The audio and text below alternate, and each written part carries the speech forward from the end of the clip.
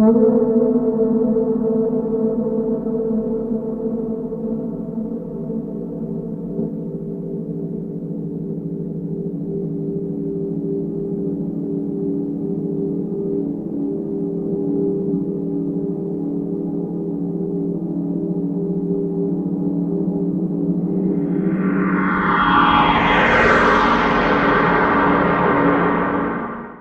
recording. Okay, so yep, you go. You didn't start yet, did you? I had a quick question. Just started recording, but go for it. Yep, go. Okay, what did you guys end up doing over the break? As in gaming or just anything? In gaming. Gaming. Okay. Yeah. Pierre and Mentar showed up for the last game. And Sid for briefly he made a character, but he didn't really play the character. But that game is already on 8+ or +8. Okay. So it's there for you to listen to. So basically you're on Arcadia. Okay. Which is up here. Hopefully you saw that little bleep. Yeah. Yep. Arcadia. Cool. You also have a... Yep. And in the handouts and that stuff, you'll see a thing called data. Data gives you the timelines of the past roughly 350 years or so. The on-world is, it's only got Arcadia there at the moment. It's the stuff that we've already, or the two guys have already ascertained about Arcadia.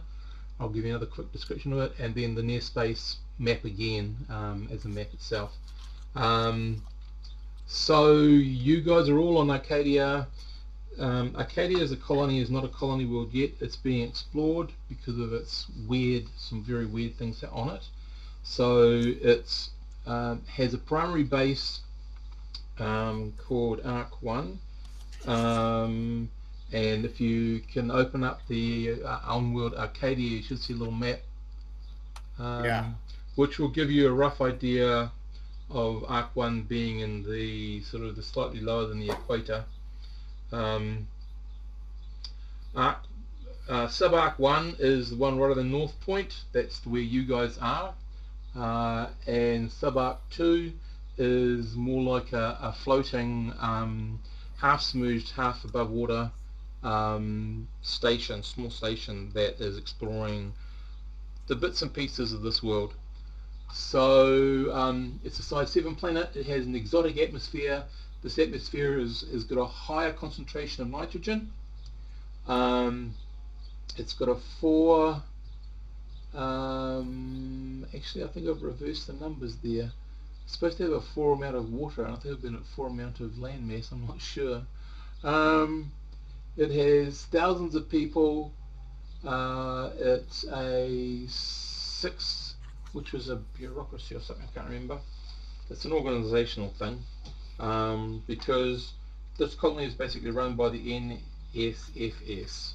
So you guys are employed by them with a bunch of other people who are just trying to find out a bit more about the world until they decide to open up as the colony world.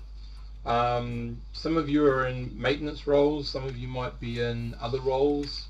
At the moment, Pierre's character Donovan is sort of a medic sort of nurse sort of role, whereas Mentar's just sort of been assigned to the motor pool as a mechanic, to find out that the lead mechanic is in the med bay, having been attacked by something when she went out to try to sort out TAC 1, which is one of their vehicles. So that's sort of roughly where we left it with Mentar. You found something, and Donovan, you found a little bit more. So if you want to explain that to Jerry's character in a second. So you are basically, we're employed here for 6 months, and you can re-up if you want to, or you can move on after that. And I'd have to go and look over them if I actually put something down. Sum it up, we're all employed on Arcadia with the company. And with the NSFS, which is not really a company. It's an organization similar to Scouts. but it's because it's not an Imperium, it's not funded as well, so it's got to find its own unique ways of getting things done. So, It's not part of any of the separate governments. It's a trinary organization, right? yeah, the NSFS is the equivalent of the exploratory arm of the trinary government. Yeah. And then you've got other arms like the interspecies organization. Um, there's several other departments that are being created sort of as the need arises. The NSFS was one of the very first ones. Like if you read the timeline, you'll see they were involved in the pirates, the Crimson somethings. They were involved in sort of surveying some of the initial planets, that sort of stuff. Now the two major colonies have enough resources. They're now sort of given the role of being pushing out even further. They're not taking the lead. This colonies sort of under the direction, I guess, of the NSFS are going out and finding their own planets and crewing the planets, resourcing the planets to make sure that first of all they're safe to actually go into, and secondly, what can they expect to get out of them. So that's sort of where you're at. So I'm saying you're probably going to be a vehicles guy. So you'd either be using one of the one of the tech vehicles, the terrain vehicles, or perhaps flying one of the supplier ship runs or something like that. You're of that sort of nature. Yeah, is your job. So I'm a vehicle operator of any kind, from heavy equipment to flying equipment. Yep. So I'm not on the ground doing labor. If anything, I'm taking supplies and moving people where they need to be and moving things where it needs to be. Mostly. There will be times when you're going to have to muck in and do some labor stuff. Like you're actually going to be assigned to a job that's a little bit like that shortly. But I'll let the other two tell you what they've discovered on their short time on the base, because I think they've been on the base for about 2 weeks now. So you would have been here for about twice that long. And with the fact that you're doing mostly vehicle stuff, you're not really in tune with a lot of the bits and pieces that have happened. You're aware that Nat is the female, the head mechanic. Something happened to her out in the field when she had to go out and repair TAC 1, which is their track. They've got 4 track vehicles up in Subarc 1. So something happened to her, but I'll let the others fill you in. That's about it, really. Oh, the other thing is this planet. It's got some weird things. First of all, you're in winter, coming into spring. The seasons on this planet, because of the wobble and because of the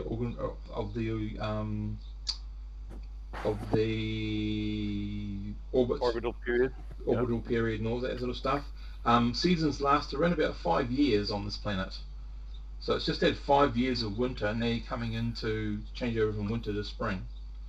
So for all of you, this is it's going to be really a new experience, because so it's an exotic atmosphere, hey? Yep, full of nitrogen. But it has life. It has life. Yep. So you can walk out totally naked, except you need a breather. You will not live very long in the atmosphere. A breather, a filter mask, or oxygen?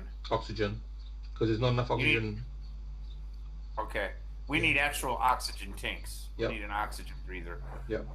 You'd last all of around about 10 minutes, and then you'd start, I think it's hypoxia, I'm not quite sure, where you get starved of oxygen. That would set in, and then otherwise the atmosphere's standard, but there's just not enough oxygen in the atmosphere. From what you've observed so far, yes. The other thing, close. Yep. Okay. Yeah. The other thing is that when it does have a hailstorm, you don't want to be caught outside, because the hailstorms start the size of your fist and go up from there. The snow doesn't melt, or you haven't seen it melt. It sort of forms in odd layers, which is sort of akin to, you can get patches where it's akin to sort of like quicksand. It's really weird. Nice. The only other thing I'll tell you, I'll send you a whisper, but I'll let the other two sort of fill you in on what they found out while I'm finding out one thing. So either Mantar or Pierre, whichever one you want to start with, you can tell them a bit about what you found out. All right, I got notes here. Cool. Okay, so the planet has tall, thin plants, purplish and bioluminescent at night. Like you said, we were here for 2 weeks. The first week we were on the site called Arc 1. So it's straightforward. We're paid for, to fill positions for colony development. Planet rotates clockwise, by the way, so the sun rises in the west, sets in the east here. Yeah. Seasons go through a 5-year cycle. Day is about 25 hours, and then we go to the other site, Arc 2. I was sent to Arc 2, the other colony site, to maintain and their medical effort and run medical tests on the people. And I had like 200 people go through, and that was the first week. For about a week, I did that, and there's a bunch of people, NPCs there. There's a lieutenant, second rank, Adrienne Luttrell. I'll type it up somewhere in a moment. And she greeted us, and she warned us not to get into a card game with certain people. So she gave us names to avoid playing poker with these guys. The overall commander is Amanda Keller. Hopefully no relation. Amanda Keller, plump but wizened sort of person, and she's more officious than Adrienne. And she showed us with other people. She showed us to other people, such as a Michael O'Hare. I forgot what he does. He's the head doctor. Head doctor. Okay, that's where I'd be involved. Yeah. Head doctor. He was also at the top of that I list. got a quick question. There's nothing on this planet but us and a way station, is it? Colony no Development Station. Yeah. Oh, Colony Development Station. Okay. It's sort of like summer camp. Okay, we are developing a new area. Oh, nice. Red hot Arcadian summer, well, whatever. Wet hot Arcadian summer. That's what it is. Nice. But no, it's wintry spring. Anyway, what Ostrom found is that when he was doing some vehicle repairs, he undid a vehicle servo and a creature popped out. We thought it might have been related to something that happened here because Nate, in other words, Natalie Brewer, was attacked by a creature on the outside with a certain stinger and ended up with small holes on the arms and hands. She's in an induced coma to try to heal. And of course, if it's a new creature who stings people, that can't be good. As a medical assistant, I came in and tried to find out, do some research roles to find out about anything. Or the head doctor found most of the stuff out. Whatever attacked her affected her metabolism. It had substances toxic to humans. They patched her up and flushed the blood to filter out those toxins. Yeah. In a week, they hope to bring her out of this coma. Some damage to the skin, and strangely, there's damage to the interface or exchange between the heart and the lungs. Could be more like a viral or bacterial attack. Yeah. I was trying to do research roles to find out more. All I found out is that it doesn't correspond to any known local critter that does that. And Ostrom was the one who found the creature. I can let him tell you about his week. And so we're trying to figure out. We're trying to figure out what happened to Nate, Natalie Brewer, and this creature may or may not be related. So I let Mantar talk about his week. I think you covered most of it. I was working in the mechanics pool when I found the fiendish thingy, and they tried to investigate it. That was pretty much what I did. Yeah, 2-3 centimeters across, looks like a kind of worm. And it stings? It's. Oh no, that's a bigger. We don't know if it stings, but it seems to be attracted to the hum of the servo motors in the vehicles. So nice. So if we're out riding and our vehicles are running, we got these worms that are like our vehicles. They're working their way towards us, is what you're saying. Yeah, it looks stringy like a worm. I don't know Huh. if it stung, if it stings anybody though. We were careful But with you it. got the one lady Keller is in a coma, right? Is it No. Keller? No, Brewer. Yeah, she was Natalie Brewer. Brewer. Brewer. She was working on a vehicle and something happened to her, and nobody knows exactly what happened. So it kind of stands to reason that she encountered one of these things before. Ah. So we're kind of guessing there, but it seems reasonable. Yeah. Seems like a nasty little thing. And with that, you three are called into Keller's office, and Adrian's there. She sort of says, hello, Keller. Keller says nothing. She's got the sour look on her face like she's stuck a lemon or something. Keller's in charge, huh? She's like Yep. an administrator? She is in charge. She's, yep. So she's like our boss then.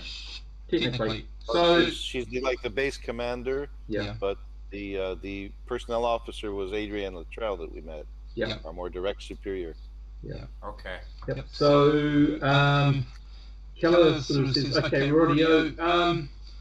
Since we're running a bit short now, I'll pick you three to go out and sort out TAC 1, bring it back in while we're trying to sort out what's happening to Miss Brewer. And just be careful out there. Adrian will tell you exactly what you need to, or should give you the gear you need and what you need to do, and by when time you need to get back. That's it. Don't screw up. Really? That's it, eh? Mm. Huh. Looks nervous at that. So explain exactly what are we doing? What are we doing? So Adrian will take you out to the cafeteria where she normally sits with everyone. She sits down and says, okay, so she pulls out a pad, she flicks the files off your little pads that you've got, and she says, so here's the location of TAC 1 that Natalie was working on. You'll find, Ostrom, you've actually just you have overhauled 3, haven't you? You did. Yeah, because 2 came in damage, yeah. Yeah. I'm sorry, can you explain TAC 1? Is that the TAC is the vehicle. The Oh, vehicles, the terrain vehicles. Oh, okay. The tracked vehicles. So TAC 1's still out there. We gotta go to where this deal was, just where it's located. We Yep. have to travel to it. And so, yep, so you're taking out TAC 3, it's loaded with some medical equipment for Donovan to use to see if he can ascertain what's going on. You're the vehicle guy, so you're going to be best to drive TAC 1 back while Ostrom can drive TAC 3 back. You've got track vehicle 0 or something, Donovan, Manta? I have wheeled vehicle. I think it's wheeled vehicle. Awesome. Wheeled vehicle 0. Ooh. I got Wheeled track vehicles? 1 and wheel 0. What, you think you're gonna take Mary Jane Roddencrotch to the drive-in or something? What's good as a wheeled vehicle around here? Track vehicle. Here, what does your character have a track vehicle at all? Oh, I was checking that. Did I? Oops, this doesn't slide. Oh, here, Track it slides vehicles now. are better for all terrain and rough, whatever, Yeah. aren't they? Yeah. More or less. I don't have any vehicle. Excellent. Well, we'll see what's out there when you have to get back. So, I got watercraft 0. Wow. if the ice melts, then water, you'll be fine then. Okay, Yeah. so, Yeah. Adrian basically gives you the orders and says you've got 2 hours to prepare your equipment, assemble everything, and then you're on your way. Should take you about a day and a half to get to TAC 1. We're figuring perhaps a day for Ostrom to sort out whatever's wrong with the machine, and then day and a half, 2 days to get back. Hopefully by then, Natalie will be awake. Okay, so our vehicles have enough oxygen or a way to produce enough atmosphere for us? Yeah. They're like Can we pull enough oxygen out of the regular atmosphere to No. supply? I mean, as long as they're running to keep No. fill our fuel, our oxygen tanks and things, because we got to be concerned. We don't want to get too far away from anything and lose our oxygen. That's right. No, but Do they these recycle? ships are Yeah. resourced for about 2 weeks full of life support. Okay. So unless something radically goes That wrong. vehicle has 2 weeks worth of life support. Mm. How long do our oxygen tanks on our backs when we go out last? About 2 hours. Okay, so that's a serious issue. That's something we got to think about. We don't want to get too far away. No, we don't have vac suits. We just have oxygen tanks and cold weather clothing. If you What kind of armor do we feel have? if you feel you need a vac suit, you're the only person that'll be able to get your hands on one.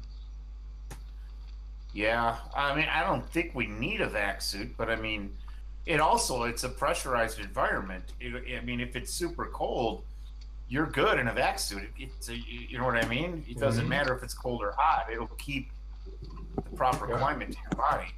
You also, one of the things you issued is cold weather gear as soon as you get on the planet.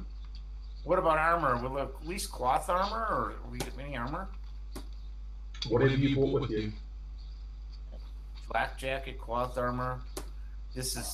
How are you playing this? Are you gonna use a custom mod system, or are you going just damage is reduced from the armor rating? I need to look at the tables more, but I'm thinking to do a combination of the two. It's going to be partly harder to hit certain armor, or easier, and also armor will remove some damage. Yeah. So I think did I ever email you with my custom table for CPS Engine for that? I think I might have a while back. I don't know. Anyway, that's another discussion. Yeah. Yeah. And the only thing I'm doing is in combat, I'm definitely chucking out initiative. Yeah, you're going with the surprise classic traveler system, or what do they call it? The retro system. That so many games added to CPS. Yeah, because that's a good call. It doesn't. After that battle we had on the other planet, it just didn't feel right. Yeah, it sucked. It sucked. Unless you had a powerful gun, it was a waste of time. Yeah. Okay, so okay. So you've got 2 hours to get your gear together and take 3, and then you're out. So don't forget you do all the things you normally do apart from getting your gear, like checking weather conditions and all that sort of stuff. Watching your movement and all that sort of crap. To you. Okay, you mean land navigation? All the stuff that you normally need for a trip. Maintenance. All right. Ostrom's probably going to grab a whole lot of spare parts and just start cramming them in there. Okay. These rotor things can take about 2 tons of gear. Yeah. So you could safely take a hell of a lot of different bits and pieces. Yeah. He's probably just going to start grabbing stuff and throwing it in there until somebody makes him stop. Right. Also, these tech vehicles usually take teams up to about 6. So you're gonna have a fair bit of room. Normally it's like 6 people. Yes. Fairly crowded at 6, but it's gonna be comfortable for you guys. Alright, not a problem then. Yep. So you've got the parts covered. What if anything was Donovan or will you get the steel character's name now, Jerry? Or Gregory are gonna do? What am I doing? Yep. What are you doing? What's Gregory doing? What is Gregory doing? Gregory's got a cloth armor and a flak jacket, and he's checking over the vehicle to make sure all the running gear is working right. It's a track vehicle. You know, if we're outside and we're in and out, I definitely have my breather oxygen supply on and warm clothing, and I'm just checking over the vehicle we're going to take out, the track vehicle, and making sure everything's up to par. Okay. Donovan? Let me see. I don't think I don't have no vehicle skills, as I said. The other two look like they've got that handled. The only thing that might help is I have mechanic 0. Mm-hmm. Can I assist in some way? Up to you, but are you doing the mechanical stuff or the medical stuff? Well, I'll be doing the medical stuff only when we arrive there. We're on a Okay. 1.5 day trip right now. Right. So, is there anything else you need to do for your medical part? No, I don't think so. Okay. Nice, strong, sturdy sample bottles. Okay. I don't know what you're getting at, but that's what comes to mind. It's okay. That's cool. Just wondering. Just remember all the bits and pieces you guys are going to have to do to make this thing work. So, who's checking on the travel destinations? Who's checking on the weather? All that sort of stuff. Who's got a map of the topography? Oh yeah. Do we have anything like hazmat, portable hazmat containment stuff? I mean, Okay, you can put one in. Cargo hold, that's no problem. So you're wanting a containment pod, so to speak. Yeah, people. I think instead of having these big parkas and respirators, we might need something that's like an all-over enclosed bodysuit. Oh, a hazmat suit. Okay, yeah, sure. You can grab. How many do you need, do you think? Well, 2 in case we have to wrestle something big. Okay. Cool. You got 2. Anything else? Hazmat suits. Yeah. Standard medical gear stuff that I probably already have in a kit, Mm-hmm. and however the kit is in the Cepheus, and that's all that comes to mind. Okay. Anything else anyone else wants to check out?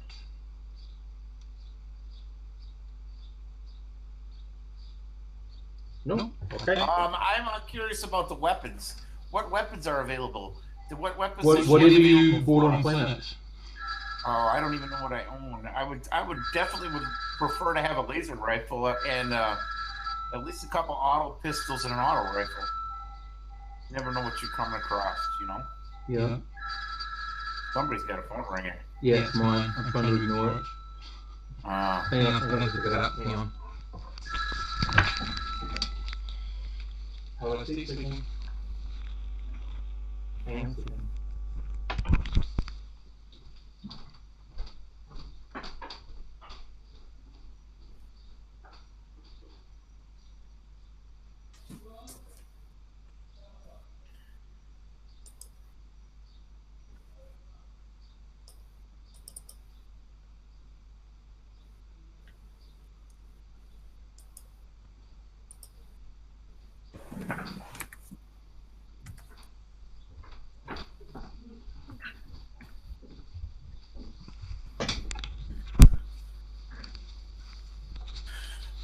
Alright.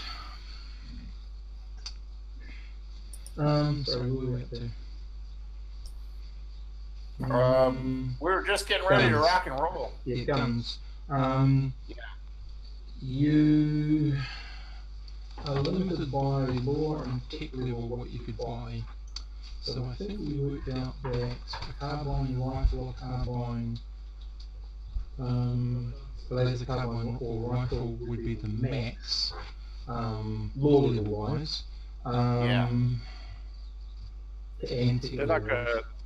Yeah, I have a laser rifle natively, which I haven't shown in a civilized area. Yeah. But in the wild, nobody's going to object to me having some firepower for wild animals. I don't think so. Yeah, we're not on a civilized world, man. We're exploring to colonize and try to see what happens. So I think we should be able to have whatever we need. Laser pistols are up technological level wise because you're a B on new Commonwealth. So you've got to go by A carbine or a rifle would work good, and a couple auto pistols. You make me happy. Well, if you've got the money to buy them. I got 19,000 credits. Part of the stuff that you would have had before you came to that. I cradle my laser rifle, which had been in a gun locker for a while, and say, I have Demolitions 1. It's So not going if to we do don't- explosives. If we don't have any grenades available, No. is there any material where I could makeshift some grenades, some shrapnel type grenades?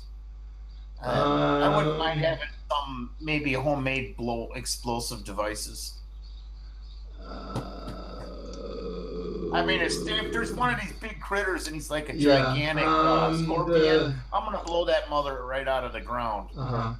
The thing with that is that explosives are banned anywhere pretty much, unless you have a law level 0 or level 1. Sorry, it's about the but you know what? You know what? So is crystal meth. But I mean, if you buy enough you go to the store and you buy enough cleaning supplies, you can throw it together and make it. We don't care if it's banned. And me, with my demolition skill, I want to see if there's some way I can make some kind of makeshift grenades. Okay, so you're taking raw equipment with you, not made Raw grenades. equipment, maybe a little fuel, maybe a little bit of vacuum line, a little duct tape, Sounds like a you're little getting trigger ideas. release, Yeah. igniter, a match, whatever. MacGyver me some grenades. Yeah. Well, a match would not really work in this atmosphere, being that there's hardly any oxygen in it. Well, some kind of trigger device or an electric. There's probably stuff like that in the spare parts right now. Yeah, I'm going through and I want to make a dozen grenades of some You sort. can try, but you've got some stuff there for that intent. That's not a problem. Yeah, because I like blowing shit up, man. I'm a prospector. I like driving and blowing shit up. Please take it outside the vehicle when you get ready to try to take it. Really? I wonder why you'd say that. Didn't we have a game where somebody shot a plasma gun? Oh, that was John's game. Yeah, Remember that game? no, that was John doing it in your game. And we had shot the plasma gun with a bloody room. Yeah, the bank heist on the No. world. Yes, so you're in the starport, and he shot it in a room at the creature, and it blew back and all that stuff. Boom. It's kind of like letting off a fireball in a 10 by 10 by 10 Oh, we room. were in an abandoned starport with the weird creatures that came out of nowhere. Yep. That's the one. Yeah. And he effed up everybody. Nice. Everybody got hurt. Yeah. Right. Just trying to find. You go. You can go. I suggest we might bring some navigational type things: pocket compass, inertial locator. Yep. Okay. That sounds reasonable. Okay, these are all Do we have things that you anybody can with sign out. Do we have anybody with mechanic skills that can work on anything? Ostrom. Yeah, Ostrom's got a 0 in that. So, He's but he's got a good bonus for his stat, though, isn't he? Because we are going to use that oh yeah, part of the game, that's Jerry. gonna be great because he's totally not the clumsiest guy around. That's the thing too, Steve. Now I've got weapon skills at 0, but I've got a dexterity of 11. Yeah, So that ought to help me somewhere along the line, you know? Maybe you should be doing the mechanics. Well, I don't have mechanic skills, so I'm bumming, but I have got a lot of driving and piloting skills. I don't think my guy's got, I gotta look at him again, but I don't think he got mechanic, no. Well, Nope. It'll help. We're gonna Ostrom need skills. you. We're gonna need you there. Electronics too. Okay, so your cold weather gear will protect you at minus 20 degrees Celsius. Don't forget, it can drop as low as minus 25 Celsius. But that's not a really bad cold night. The average is about minus 5 degrees, so your cold weather clothing will do the job pretty well, 9 times out of 10.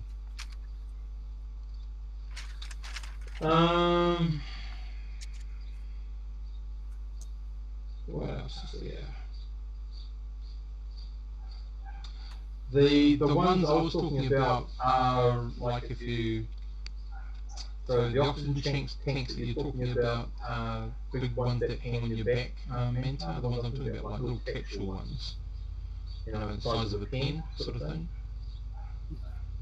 So I don't mind if you want to take those big ones. That's all cool. It's not a problem. See give if you it wants up. give you a bit of give you a bit more distance range. But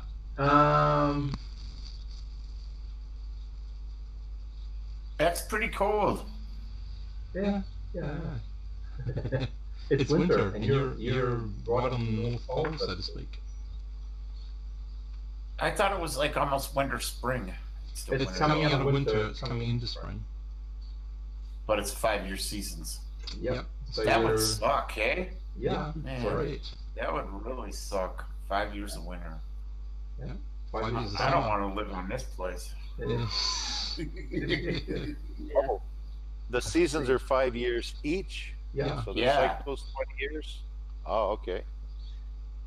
20 years for a season. Shit. For a year of seasons. No, Earth 20 seasons. years for a whole season of a year of seasons, but 5 years per season. It's like, Yeah. Yeah.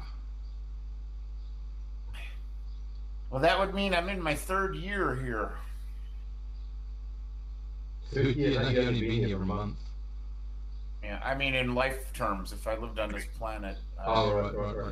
Yeah, I'm halfway through. I'm just a little shy of halfway through my 3rd full season year. Yeah. It's pretty bad. it reminds me how each season of Babylon 5 felt like 5 years. Oh, don't just get on fire. It was cool. All sorts of talkie with humans and other aliens and whatever. Yeah. Oh, well, that was the Talkie story, talkie. though. Yeah. Okay, so is there anything else you need to check out? Well, survival equipment and supplies. Survival equipment and supply equipment is there. Yeah. Okay. That's part of just the natural part of what's in your ship. And Pierre, our medic, has all the medical gear for emergencies or Yep. repairs. Or Plus, he's also got two. So you've got 2 hazmat suits as well.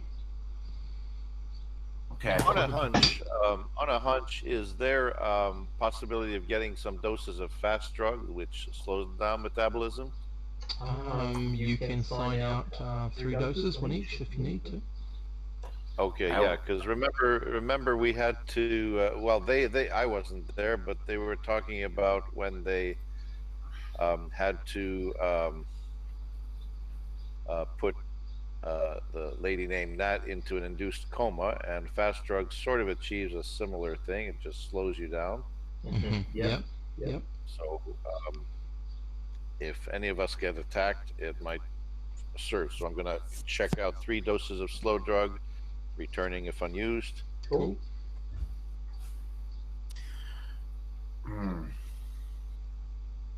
I mean, 3 doses of fast drug, and fast drug slows you down. I'm never used to that.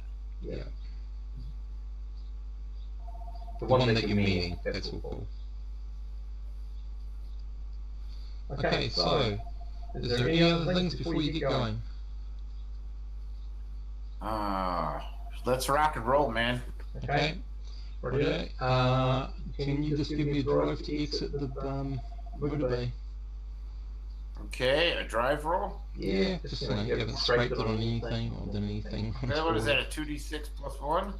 2d6 plus 1 plus Dexterity. this would either be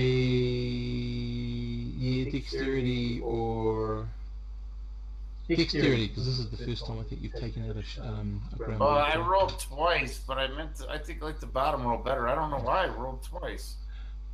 It's fucking weird.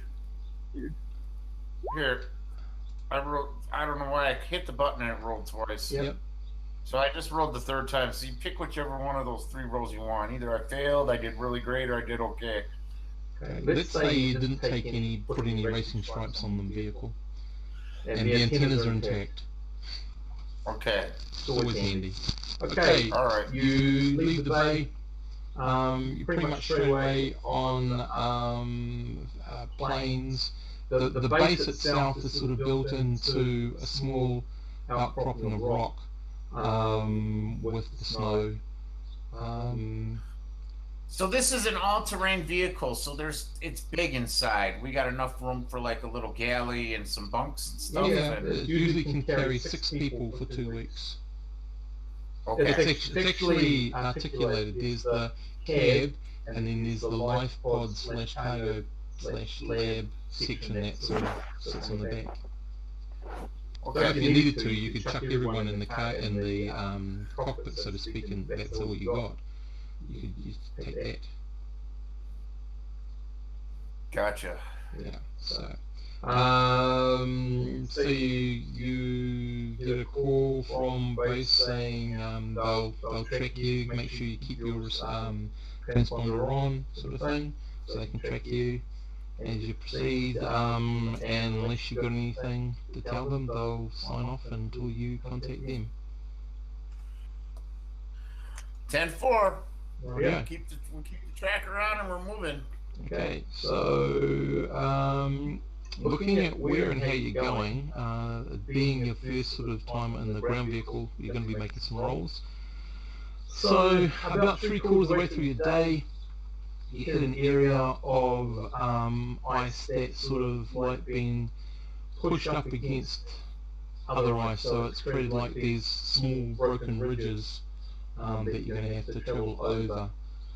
So give me a driving roll. This time it's less dexterity and more education. Okay. Let me see my guy's ed. I don't think it's high.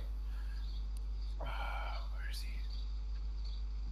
I don't even remember where he... 1 second, Steve. I'm pulling him up again. Okay. You can take him out as a pop-out. You push that button and you can put him somewhere else. So Yeah. on there all the time. But I got a +1 at education Cool. too, because my education is a 10. Awesome. So 2d6 plus 1 plus 1. Okay. 2d6 plus 1 plus 1. All right, and we're rolling. I have an 8. Okay. Yeah. There are a few hairy moments, but you managed to get the vehicle across the broken part. And basically, what you've done is we've moved from land to water, and it's where the two sheets of ice sort of meet and move against each other.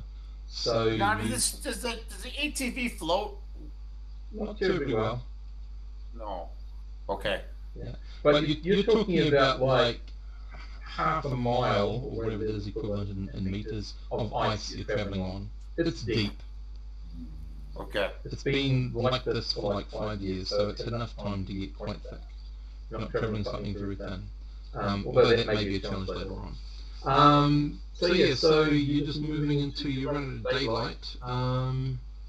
So you can either stop the vehicle or you can push on in the dark, which raises its own problems.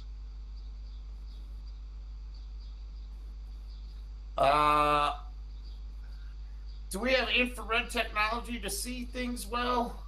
You have it, yeah. And how far have we come based on our journey and how far we need to go? You are a little tiny bit short of where you expect to be on the first day. You know, we're talking a mile or what is something. the day and night cycle here? Is it 25 hours. 25 hours. So you 25 hours. Yep. So you actually got an extra hour to do stuff if you want to. I asked the guys what they think. I lean towards with the rough terrain and the weirdness. I lean towards we cap it down for the night, mm-hmm. And we dim down the motor so it doesn't attract worms, and maybe just keep some security cameras on, and the heat on, and the heat and life support running, and lay low for the night. But I'm asking you guys, the other guys, what they think, if they have any opinion. If you're more the tactical officer, that sounds fine. Well, I mean, I have life sciences. I mean, I don't know everything that's going on. I don't know. You guys were a little behind the gun. Should we maybe move on further? What ice cream do you want? It's not you. Daddy both. I Yeah. think it's fine. Sorry, Minta? I said I think it's fine. Okay, we're gonna anchor down. We're gonna power down stuff. Keep the life support running. Keep some cameras and security measures turned on, so we can see if there's any threat or any hazard to the ATV. Yeah. And maybe have some have a beep or an alarm sensor that might wake us up, and we'll sleep down and hunker down for the evening, and then move forward when the starlight comes back up. Okay. So are you going to just call into your base that you stopped for the night? Yeah, we'll Okay. send them a message. Rightio. Just for security reasons, we'll tell them about the. We had some rough terrain that was borderline dangerous. We could have been stuffed, but we got past that, and we think it's safe for us to just secure down for the Okay. night hours until we have Rightio. better visibility in day hours. All right. So we'll cool with that. And there's a packet, a data packet for Donovan. They'll beam it to you. It's just some medical information. They've uncovered a little bit more information. Oh, really? Okay. I want to look it over and then I can reveal it. Yeah. Well, basically, the induced coma doesn't seem to be having the effect they were hoping to have on Natalie. She seems to be getting worse. And for some reason, there seems to be a build-up of nitric acid in her body. Nitric acid. It's low levels. It's flushing it as quickly as they detect it. But it's very, very similar. It's probably, yeah. I'll just leave it at that. It's the beginning stages of nitric acid building up in her body, which is highly dangerous, of course.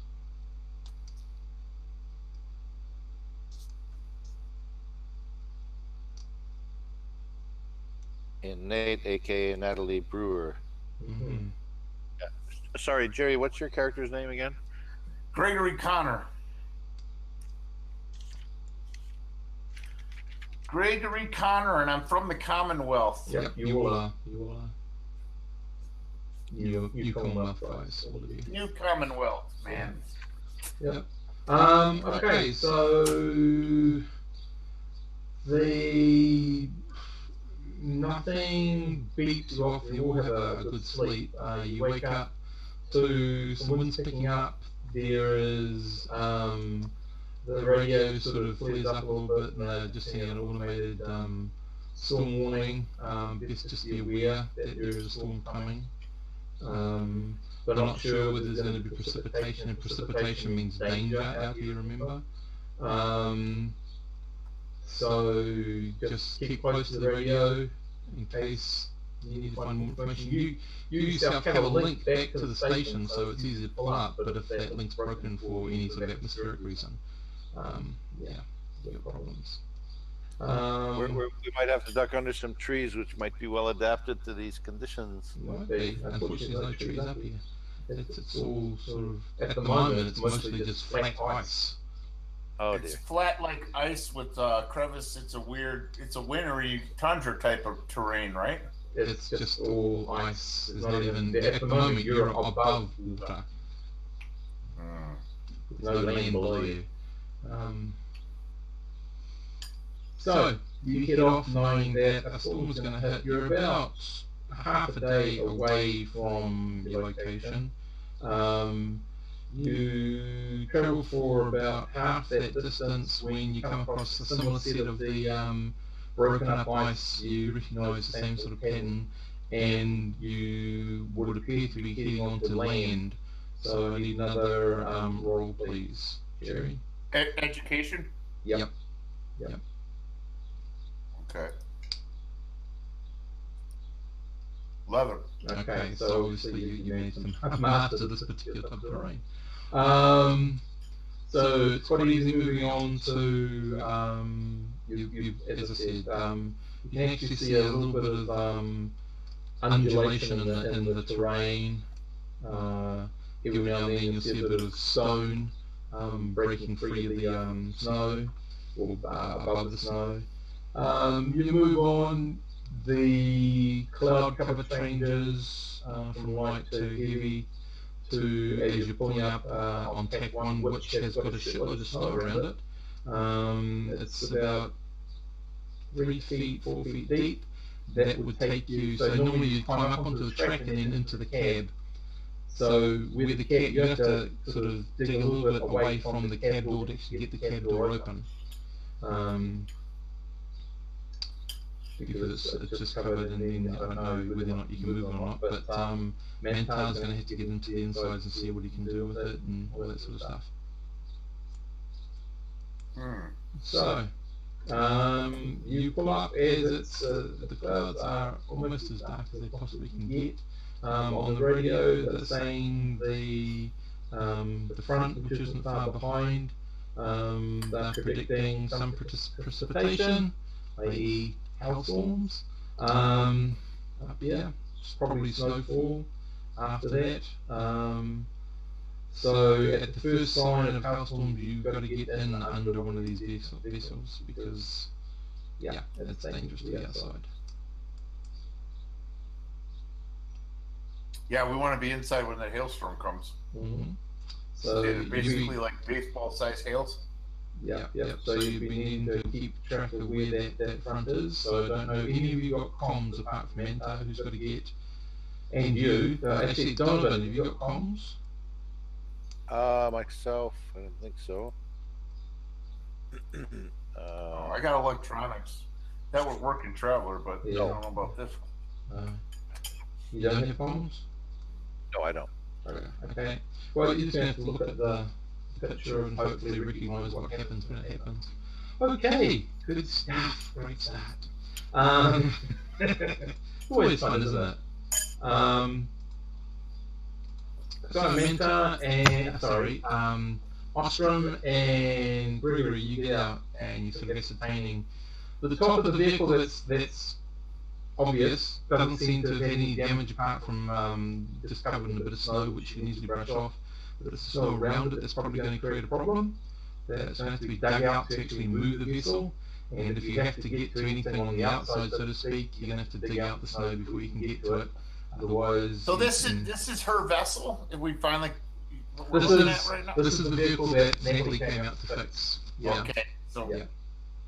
So, okay. I'm gonna do. Is there any damage around the vehicle, like any holes or anything? Nothing that you can see at the moment. But as I said, the bottom 3 feet of the vessel is covered in snow. So we have to sweep it off to get inside. You could get inside the cab, and you can get inside the main zone. You have to move a little bit of snow to do that, but not a lot. It's only about a foot. Do we have any like electronic life sensors? Do we think she's alive or dead or? She's back at the base. She's okay. Well, she's not okay, but she's back there. Oh, she's in the coma. You just got to get this vehicle back. This vehicle back. I've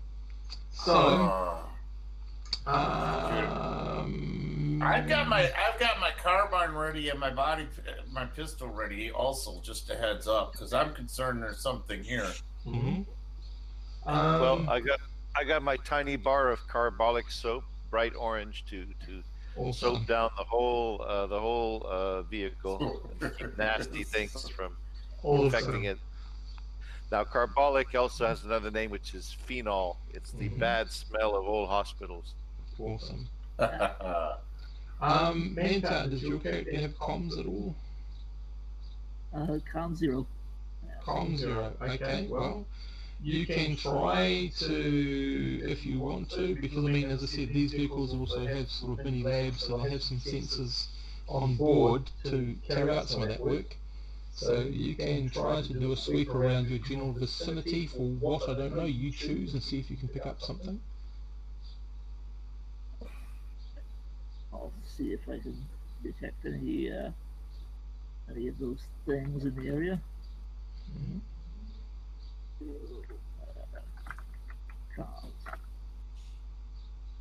+9.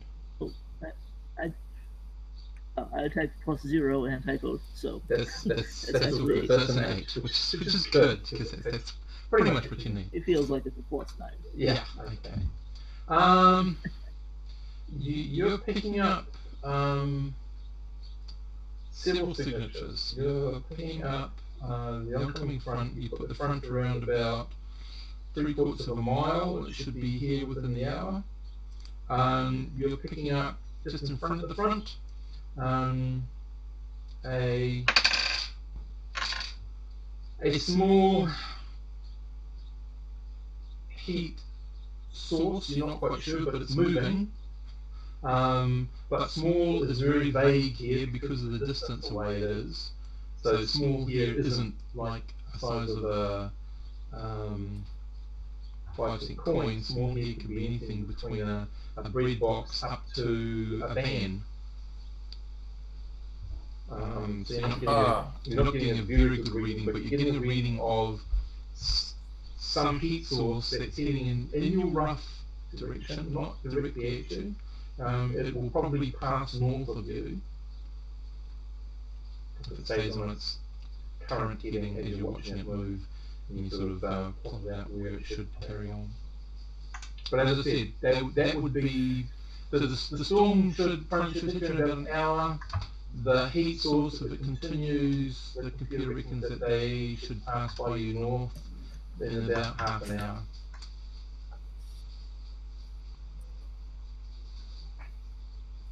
So what do you want to do? Do you want to just wait and set out the storm first and then start doing stuff, or do you want to start doing stuff and then come back after the storm? Oh, is there enough time to maybe do a little something? Do a little bit of both? I would ask somebody to keep recon out on the clouds of the storm, and we'll start to dust stuff off to see about getting in and doing some of the work we could do. Mm-hmm. So and we'll try to get prepared so we can get inside before the storm does come. Okay. So we have a little window here. We're going to try to get something done. Going to ask you to do a diagnostics from the cab end, and Manta, you're going to do a diagnostics. So you're going to use your tracked vehicle as a diagnostic skill. Manta using your mechanics as a diagnostic skill for the actual guts inside the main zone of the main trailer, so to speak, of the terrain vehicle. So both of you need to do just a normal roll with your either your education or intelligence, whichever one is the highest for you to use.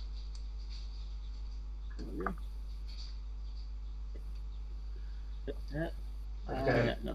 Okay, so a little bit too rushed, and you sort of aren't sure what you're looking for, so yeah, you don't really come up with any answers before it's time to sort of get into the other ship to get some protection. Yep, and Gregory? Yeah. Your roll, please. What am I rolling now exactly? Just your track vehicle skill plus either intelligence or wisdom bonus or penalty. Whichever's higher, basically. Intelligence or education? Okay, so as far as you can tell from the cab, everything's operational. You sort of get some power going through bits and pieces. But what you can notice, I mean, it's probably not the snow, but you can notice that the left and right rear servos are reporting fluctuations in their output. So once they burn out, that's like taking off part of the track and getting in and replacing the servo motor and putting it all back on. That's a pretty serious job. So it's yeah. Now, do we have the skills and the ability to do this? I've got electronics too. We got a mechanic 0. We can do this job. You could do the job. It's just that it's. We can't do it right now, though. We gotta wait till after the storm. Yep. And we gotta get our asses back in our deal. Don't forget, those tiny worm creatures are attracted to servo motors, so maybe they're infested with a worm that's sort of jamming the servo.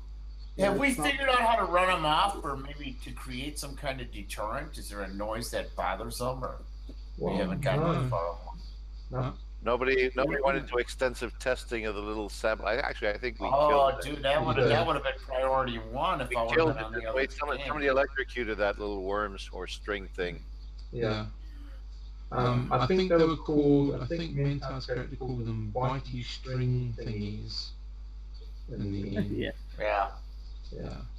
That sort of thing gets in the official biology books if you're not careful. That's right. We had a long talk about what it's going to be officially called. Okay, so you both get different readings when you retire back to your vessel to sort of set out the oncoming storm.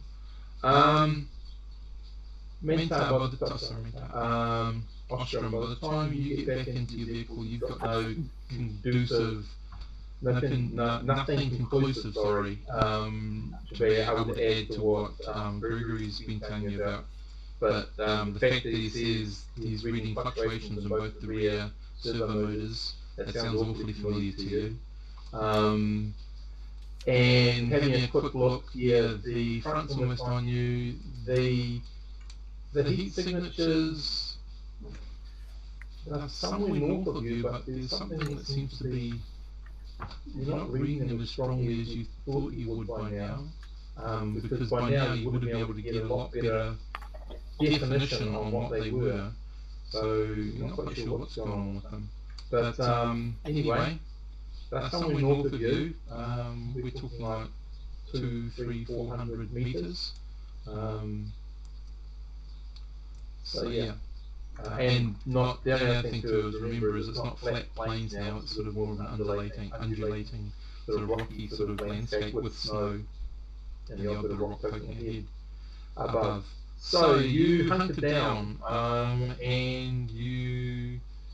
So Gregory, the only thing you're really worried about would be the glass on the cab.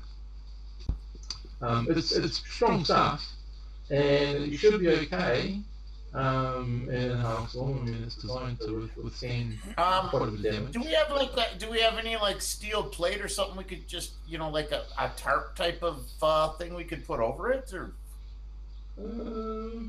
Probably, yeah. You could find some stuff in the. I would say if we can, we might as well take the precautions and protect it whatever we can. I mean, this is a strong ATV. It's going to take hail size. It can take golf size hail, but we might as well do what we can to secure it. Okay, so last minute, last minute you're just going to do some very minor. Both you and Manta can do this quite easily. Or just place some steel plate over it. It doesn't even have to be bolted down. Just some way to kind of anchor it over the quick little weld, glass. Just to hold it in place. Yeah, just a little protection. Yeah. I mean, because as we get ready to hunker down for this hailstorm, because these hailstorms are nasty. Yep. Nothing like being on an alien frozen tundra world with golf-sized hailstorms and heat signatures north of you not showing what it is, and snow worms, alien worms. Yeah. Great stuff. That's okay. awesome. Yeah. So Manta, it's Manta's going to do it because he's got the mechanic skills. So Manta, you're out there, and the snow, the hail's starting to hit. So can you give me a roll? So I just need to use that as a timing thing. Alrighty. So how high above? Yeah. So this is an easy task. So you get a +2. I know you don't. You get this easy task. The task number goes down by 2 to 6. So you need 6 or more. Alrighty. That's 2d6 plus 0. Plus your education. Oh, yeah, okay. Plus 1 then. Alright. Yeah. So, grab a piece of spare armor parts and weld it in place, and there's another terrible roll. Yeah. 5. Oh, yeah. Okay. So, it's like... Okay, so just give me a moment. So I have 3 rounds to try to hit you. With the hail. It's a hail. Here we go. Oh, piece of hail hits you. Alright. Miss you. And miss you. So you take a whomping. Remember, this all goes on your endurance, the first one. Mm-hmm. What armor are you wearing, if any? I've got cloth armor and subdermal as well. So my armor is, let's see what's this.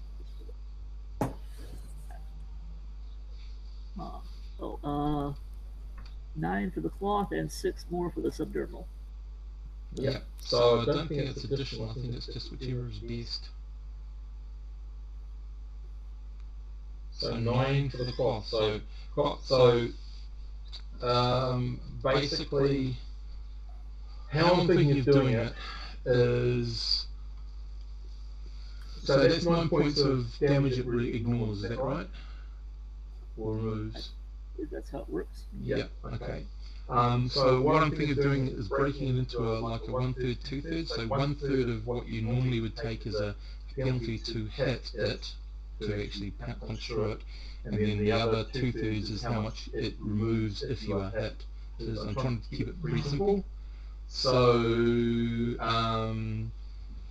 it still definitely hits you, and it removes 6 points for whatever I'm about to roll. 5, very lucky. So you leave with a slight nasty ping, but nothing much more. And then you scurry inside really quickly, as you can hear them bashing against the steel, bashing against the side of the vessel, and now you hunker down. Okay, so the storm is going to last 10 hours. How's that? Which is going to effectively put you into night, because you got there halfway through the day. So you can't really go out and do much work.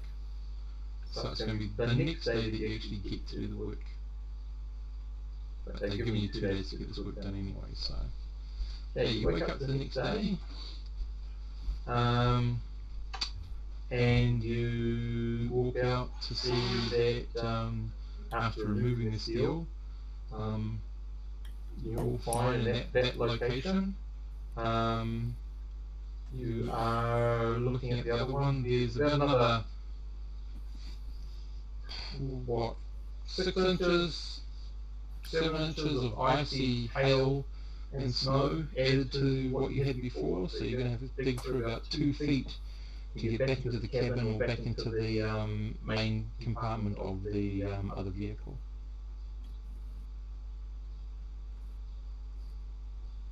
So it's sort of an indicator of how much material fell in the night. About 10 inches. Wow.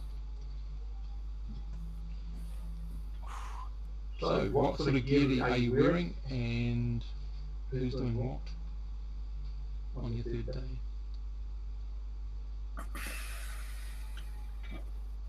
Gear are we wearing? Yep. What are you going to... Well, we definitely would be wearing armor and the cold weather clothing with our breathing apparatus. Okay. When we're good enough to go back out.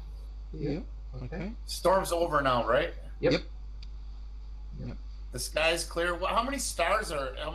What is this system? Is it a binary star or? Oh, it's a single star. So if you have a look, what I've done, apart from getting Nicole's name wrong, Nate's name wrong, sorry. Can you tell us something about the system itself? So if you have a look in the handout on Arcadia, the 4th line down, so you've got the name, you've got the UPP, you've got the grav equivalent, which is 0.9 of Earth. Yeah. And then you've got a little lighter gravity. Yeah. And then you have the structure of the system. O is the star itself, so there's only 1 star there. Then it's got a rocky, then the big R, it's the 3rd planet, the rocky planet out is the one where you are. Then it's got a belt, and then it's got a gas giant. And that's the system, so that's how I worked out how to tell what's in the system. O is the star, which means it's an orange star, RRB. Well, I haven't got to that part yet. I just used that O as the middle point. I'm going to eventually get on to finding something I can put there for that. But basically, it's just a placeholder. R stands for rocky, I will stand for ice, and the capital will be the inhabited planet, so to speak, or the planet that's the main planet for the system. B is for gas, G is for BR gas. is the main planet, 3rd planet out. Yep. B is a belt, and G is a gas giant. Yep. So that's the system. It's a very small system. Huge. Okay. How many AUs is it out? The gas giant out roughly. 5, 10. You don't have to get that. No, I can't. I've got it somewhere, but I can't remember exactly where I put it. The system's probably an orange star, maybe smaller than a yellow sequence. Yeah, no, I think it's a main sequence. So this system's probably a half the size of the solar system, I'm guessing, or 2/3 the size of the solar system. Probably, yeah. Yeah. And the furthest gas jet, I mean, Pluto's 39 AUs out from the sun. Yeah. And of course, the Earth is 1 AU.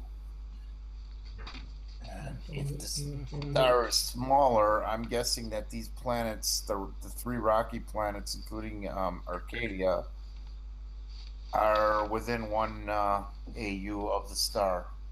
2, 3. Yeah, I can't find it. Which is really interesting. It's not that critical, Steve. Actually, no, this is a binary system. Oh, really? That changes everything. M3V, M3V, 2 M3V stars. What is M3V now? That's a main sequence. Yeah. Main sequence M3 variable. I can't remember what the 3V is. It's that's the size. So all these planets we're orbiting one of the 2 stars, and maybe the further out one or whatever, and all these planets that you've detailed are part of that portion of the system. Yep. The other star may have other things orbiting it. The other star, I would probably put it at the way at the other end. It probably orbits right. Would be after the gas giant, and it would be sort of like a star orbiting a bigger star. Perhaps, I don't know. So we may not have a normal night sequence. It might be like there might still be the other star, like a twilight light, not a dark There star. could be. Yep, there could be. Yeah, but the main star's the brighter star. Yep. Oh, that'll work. Get my brain around what it would look like on this landscape. That's one of the great things about RPGs is it takes you there, man. You know. Yep. Love it. So you've got this really quite weird sort of binary system, which also will play into some of the climate of this planet. So you get out. First thing you're going to notice is that, excuse me, the first thing that you're going to notice is that the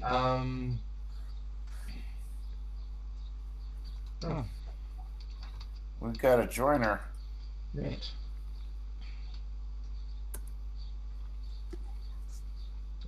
I just sent them the link. I just attached the link. That's all cool. You did too. Everyone. That's all good.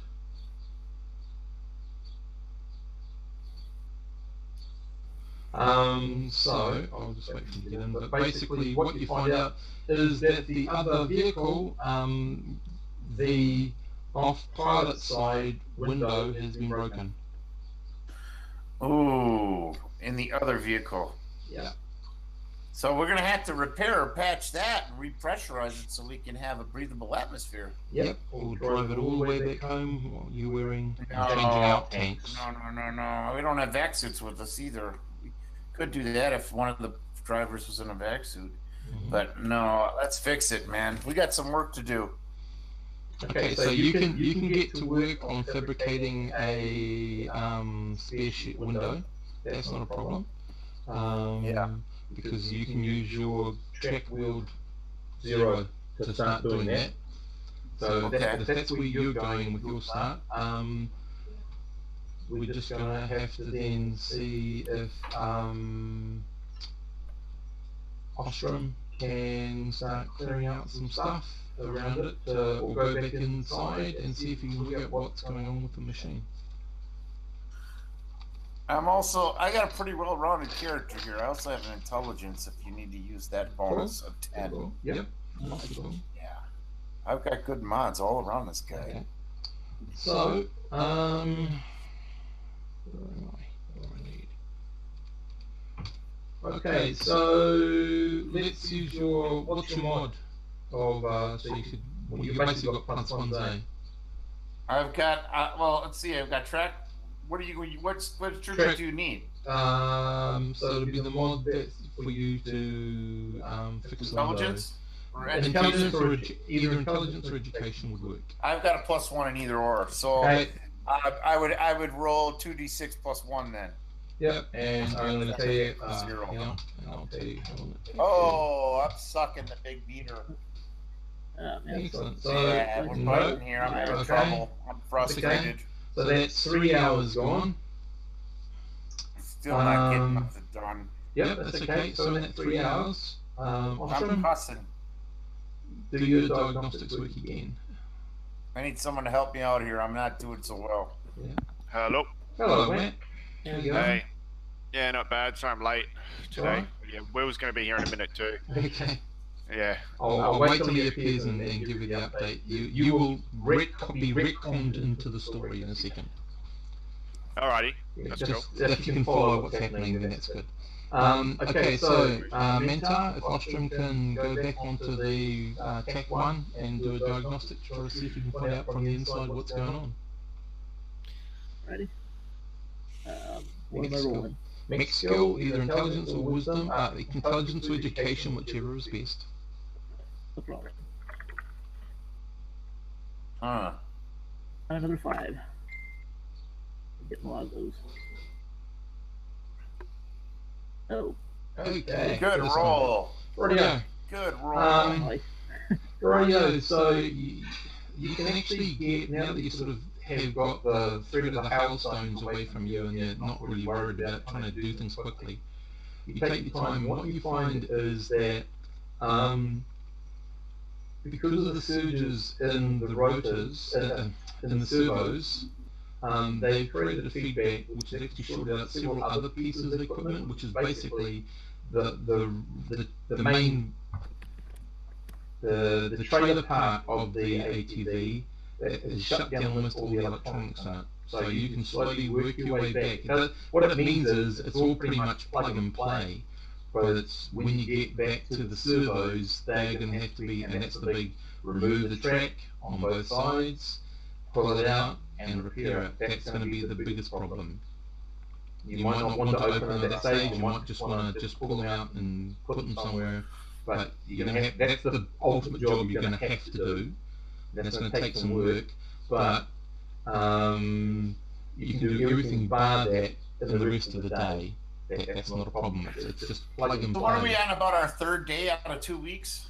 Your 3rd day that you actually got, you don't have 2 weeks out here. That's how much life support you've got. But yeah, you're on your 3rd day, so you'll be hopefully repairing. You've only done 3 hours of the 9 hours you've got to get your glass thing It took us a going. day and a half to get here, right? Roughly? Yeah, a day and a half to get there, but you've had another day where you had the storm which screwed you over because you couldn't get out. Oh, so we're on our 4th day then. Third day. The second day was sort of getting there, doing a quick diagnostic. Hailstorm came in and shut you down.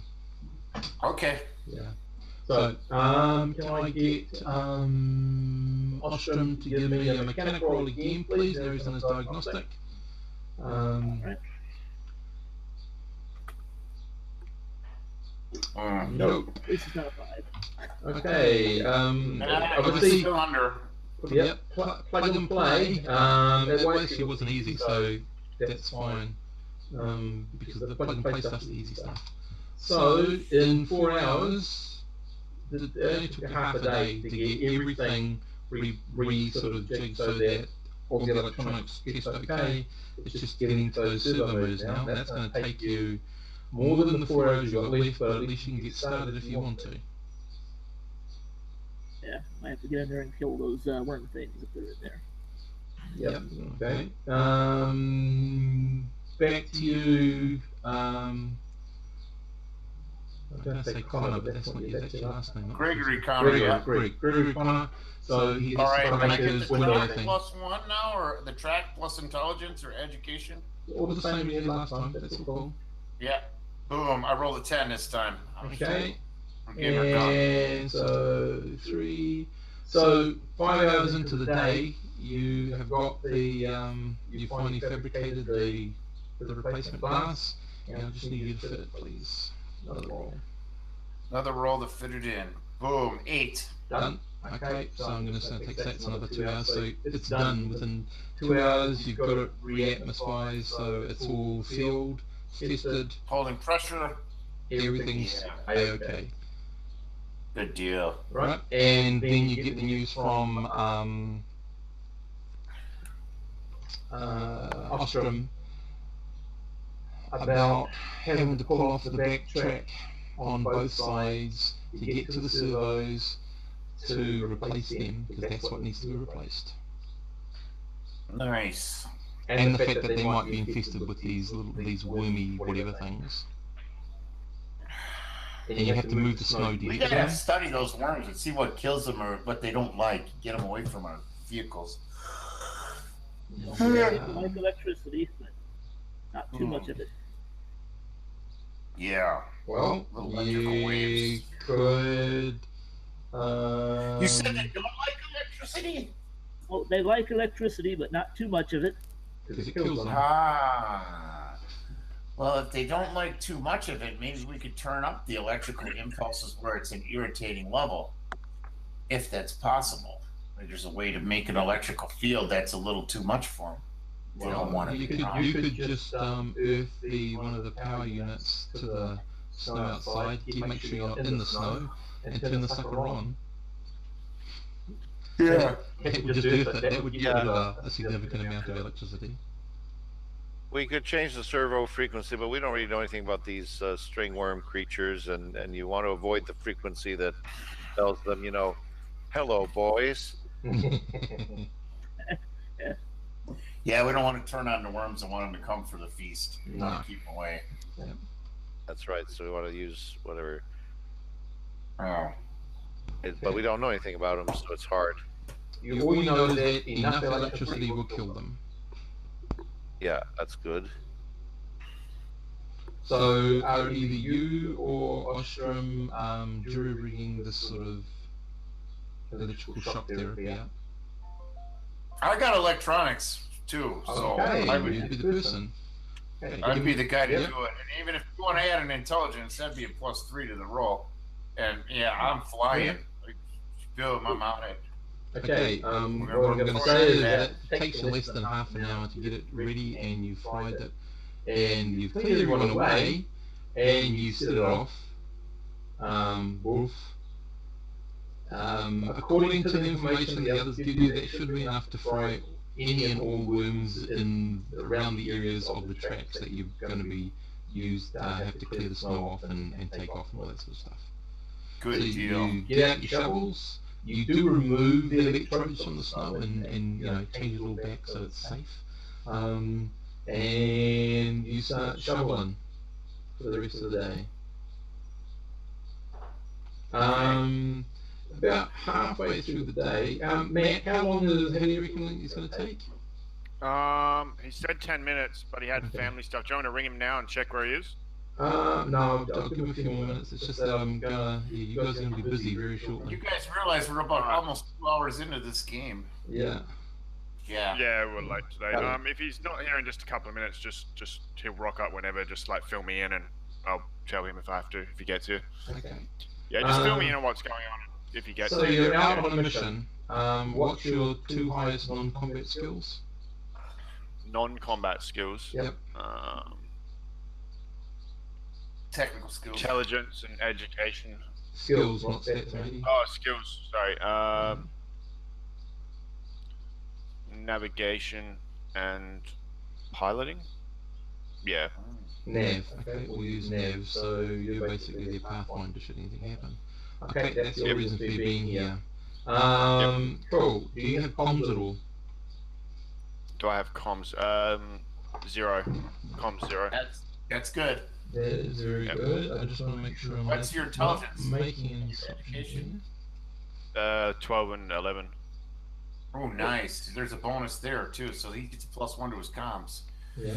So, Plus can 2 you give me a comms, please? And your character is Yui, is that right? Yep. Is it Yui. a 12 is a +2, isn't it? 12 is a plus Yeah, 2. it's +2. Yeah. That's good. So that's 2d6 Alright. plus any skill plus 2 for your high stat. Okay, so the heat sources that Ostrom, who's the mechanic who at present is with Gregory outside shoveling snow, and I've got to tell you guys, after about half an hour, as close as you get to the clearing the track, and getting closer towards the servo motors, you're starting to see little filaments of white things. Yeah, quite a lot. It's almost like spaghetti by the time you get close to getting rid of the things right behind the servos. Worms. Yep, there were dozens and dozens and dozens of them. We fried them, didn't we? Yep. Good deal. Yep. Nothing like fried worms. Yeah. So they're busy doing, you're getting close to that. When Yui, the two heat sources that Ostrom found yesterday, suddenly you're aware they're back on, and they're around about 100 meters. They're probably over the rise, and they're heading in your general direction. They're not straight at you. They're sort of on a southeasterly. You're south of them, so southeasterly sort of. I'll go past you, but a lot closer than the somewhere between 200 and 500 meters that Ostrom was suggesting. But they have changed their direction. So you might want to radio that through. I don't know if you think it's important. Yeah, I'll let everyone know that they know about the heat sources because we mentioned it before. I'll let them know that the heat sources are not moving directly at us, but they're going to move past us really close. And the heat sources belong to two distinct individuals, equating somewhere in the region of 800 kilograms apiece. Jesus. They're pretty big. How fast are they moving? Are they moving at like a standard pace, or? They seem to be moving at a roughly a standard pace. All right. Yeah. Seems like maybe, I don't know, two large animals. Yeah. Moving at a standard pace, but not directly at us. Sort of, they're going to clip by us though, so be careful. So what do you two do in the snow there? I mean, you hear this over the radio. What do we hear, Steve? Sorry. You hear Yui, who's on the sensor, say those two heat signatures, two individual creatures roughly managing 800 kilograms each. They're heading in a roughly southeasterly direction, so they're not going to hit us directly, but they're going to come very close to seeing us. They're heading towards us. No kidding. I would say,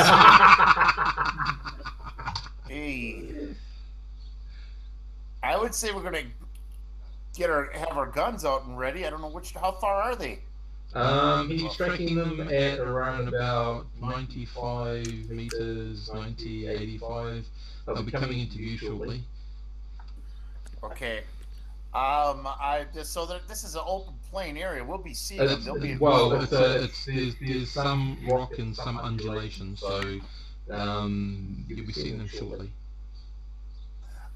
Whichever direction they're coming, I'm going to ask anybody with the higher powered laser weapons that we have. We're going to position ourselves to fire on them. Yeah. We're going to get on top of the ATVs, anchor ourselves in. We can't just get up and leave. How fast are they traveling? They're traveling okay, nothing hideous.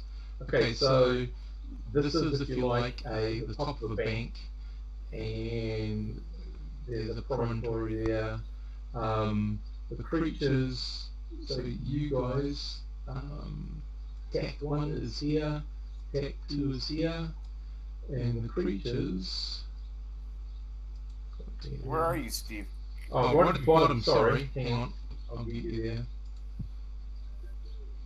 So below the star map. There you are. Yeah. Okay, this little thing drawn on the bottom of the So the round thing is the promontory, the long red line is just the peak of the rangey sort of thing, and the one to the left is Tac 1, the one to the right is Tac 2. So the creatures are round at around about 75 meters.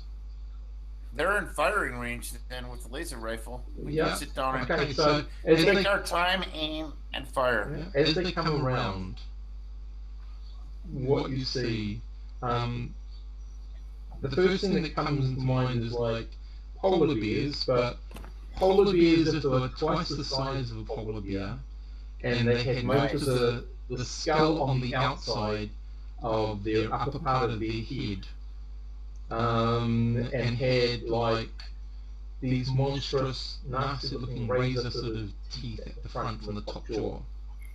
Pretty. Little stinger teeth, huh? Oh, nasty. Now let's, I'm not wasting no time. These son of bitches are gonna get laser taste. Teeth in a minute.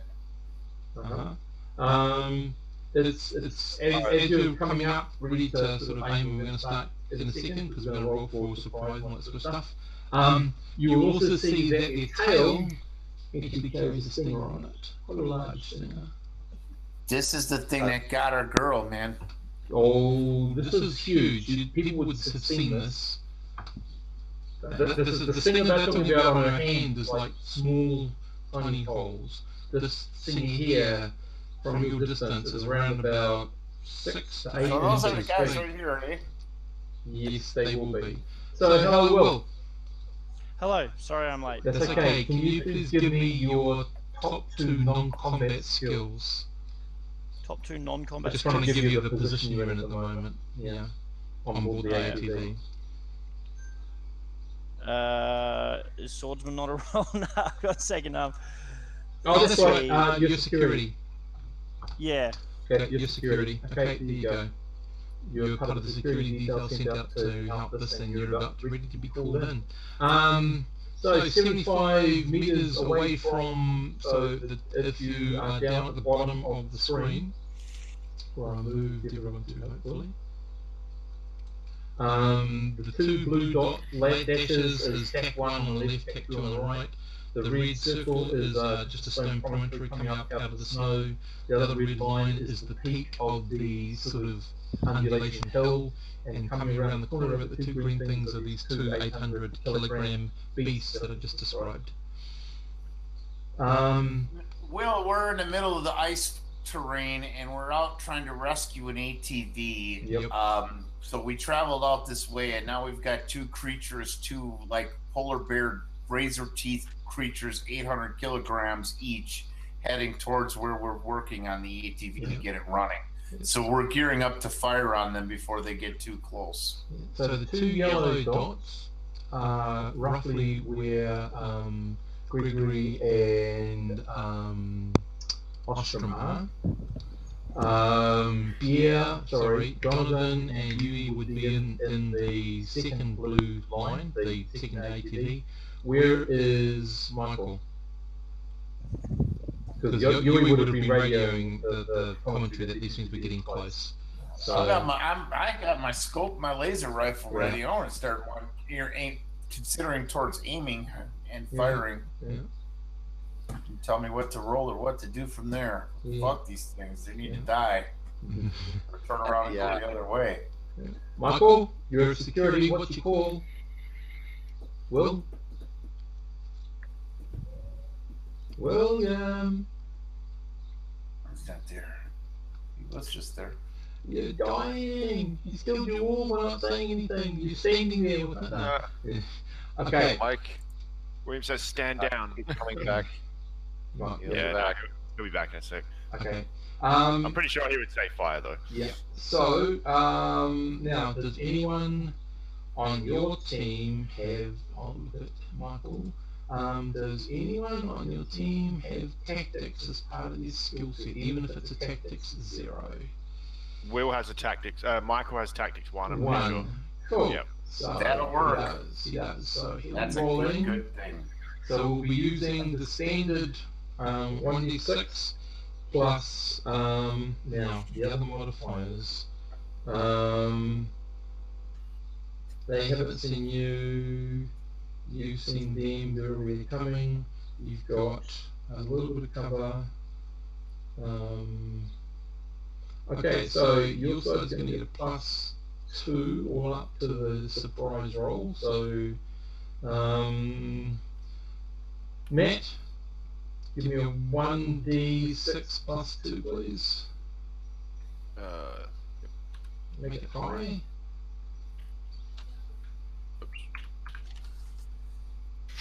Yeah, that's not going to really do it. The good thing about this is, the creatures can't actually surprise you. If you rolled 2, they could have, but I'll do the whole what we've got to do to get into that. I mean, they also have to have some kind of morale. If we fire some shots on them and it stings their ass, they might consider turning around. I mean, those creatures. Yeah. Well, it depends on where they are in the food chain, though. Yeah. So, this is all going to be pretty much simultaneous. We're going to let the people with the guns do their thing first. And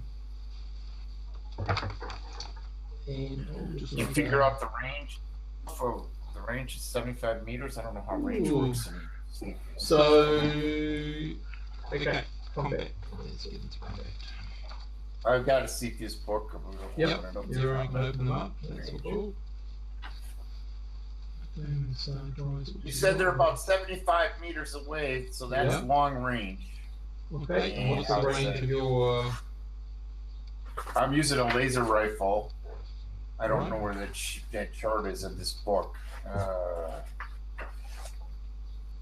Range. It will be near combat. So... Where's the personal combat? 573. Page 63 of the main Moon Toad edition. Yeah. And is it 63? Yeah, 63. Yeah. We got the system reference document instead. Cool. I've got the Moon Toad edition. Yeah, that's what I'm using. Yeah. Oh, sorry. It'd be 63 or 64 in That's right, 63 PDF pages. This is a rifle. So rifle's average, which is a standard roll. There's no bonus, no minus. Yep. It just says average. Average is 8+. 8+. Average is 0. Difficult would be -1. Yep. Yeah, we're at long range if it's 75 meters. Yeah, so that's average, and it's a rifle.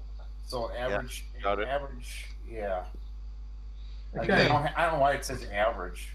They just do it different, yeah. So 8+. Well, they must have to do that for copyright reasons. Yep.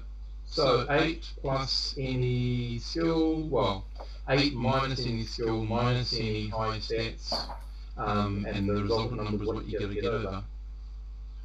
Okay, so that dexterity is 11. +1. So that would give me a +1. And I have, I think I've got energy rifle 0. Okay. So I only get a +1 to So hit. 7 more will hit this creature. All right, I'm going to give her a roll right now. I've aimed my laser rifle. Do I get a bonus for aiming? For time? Aiming, this is the thing. If you're going to aim, that's going to take the whole round, basically. I've got to change those rules because of what they do with their... You can move and you can do this and you can do that. It's all quantified. We're going back to Traveller. It all happens at once. Well, I missed. So if you're not moving, you can aim and shoot. But if you're going to move or want to move... Okay, well, I thought I was in one spot on top of an ATV. We knew they were coming, and I was preparing to aim and shoot. Okay, aim and shoot. You're not moving, so that gives you another +1. So that just gives me a straight +1 or another +1? Another +1. So you okay, I'm going to re-roll that then. Oh! Okay. Nice shot. Hey. So you, I'm just going to say you hit the closest one. But by the way, they've moved to charge. Charge in. And that's how much damage? It's 5D, I believe, for a laser rifle. I think it's the same as classic Traveller. Yeah. Got it. I don't know how you do the armor or if they have natural armor, but you want to roll 5D real quick? Yes, please. All right, let's see what we got. I'm going to roll it right now. I'll roll 5D. We have 18, couple light hits. 18. Okay, minus their armor. Here we go. Minus their armor. No. What is their armor? They have some armor. They do have some armor. Come on, where's the bloody pencil? You gonna give us an idea of what it looks like? It impacts. I've got to see how much is left and compare that to what its endurance is, because the first hit's always going to go on endurance in this game. That's right. These creatures, they're not just points. They're not just points. They have They have like a UPP like or exactly. UPP like truck or So that would be yeah. okay. Radio. Steve, I just spoke to Will. He said his laptop's all of a sudden stopped working. He's going to try and fix it, but if he can't, he said to just like give me control of his character so I can check his skills to apply tactics and stuff like that. All good. Yep. All good. I'll do that now. We'll talk about that then. That's really about his laptop. Yeah. Somebody else is firing a laser rifle too now, right? Or a carbine or something? Well, I got one. I've got ACR. Yep. Okay. What's the AC? Yeah. So, all this thing is doing is moving, and it will close the distance. So what happens is you see the laser hit the creature. It definitely burns it. It belts out a huge roar. It doesn't down it, and it turns and runs at you. As does the other one. They were both running towards us, so we fire again. Well, they still got a distance. Well, everyone else has got to have a turn yet, but you've had your turn this round. Okay, Yep. sounds good. Well, you see them, they're coming, guys. Yep. So, Mantar, you're doing something with an ACR? Yeah, who's basically going to follow Gregory's lead, and he's climbed up there and is going to try to aim and fire shot. Okay. There we go. So that's +1 for aiming. You're not moving. Plus any skill or any high stat. He's got a laser sight on his ACR, which gives him extra +1 whenever he aims. Yeah. Which is 2. good. Yeah. Because, what's his dexterity? What's your dexterity? He's a clumsy. Oh, that's right. Horribly clumsy. Yeah. So I got +1 for skill, -2 for dexterity, and +2 for aiming. So +1 overall. +1. +1 altogether. Okay. Make sure. Dexterity's important. It's a miss. It's a miss. Okay. It's And just a miss.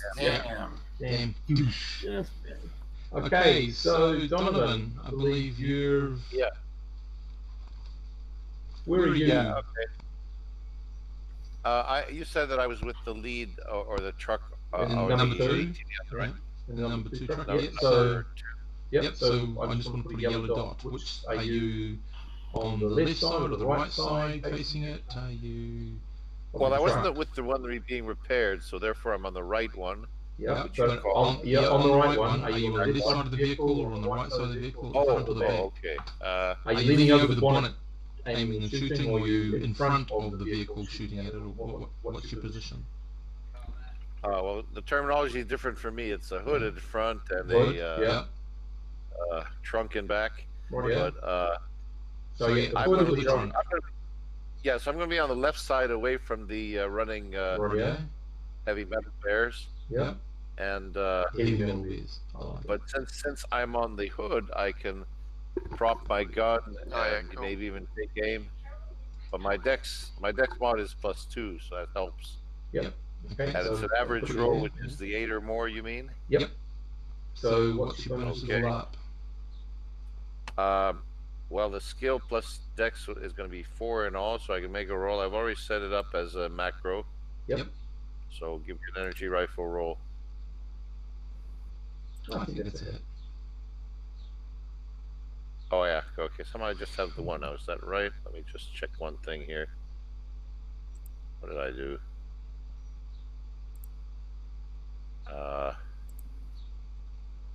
Oh yeah, okay. I just get a 1 bonus in dex. It's intelligence that I get a 2 bonus in. Right. Okay, Okay. that's correct. Yeah. And the damage 5d. Great.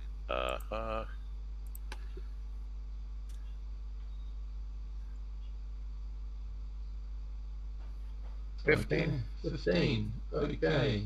So as I said, they've turned and moving. This is all happening at once. So you've hit the other one, and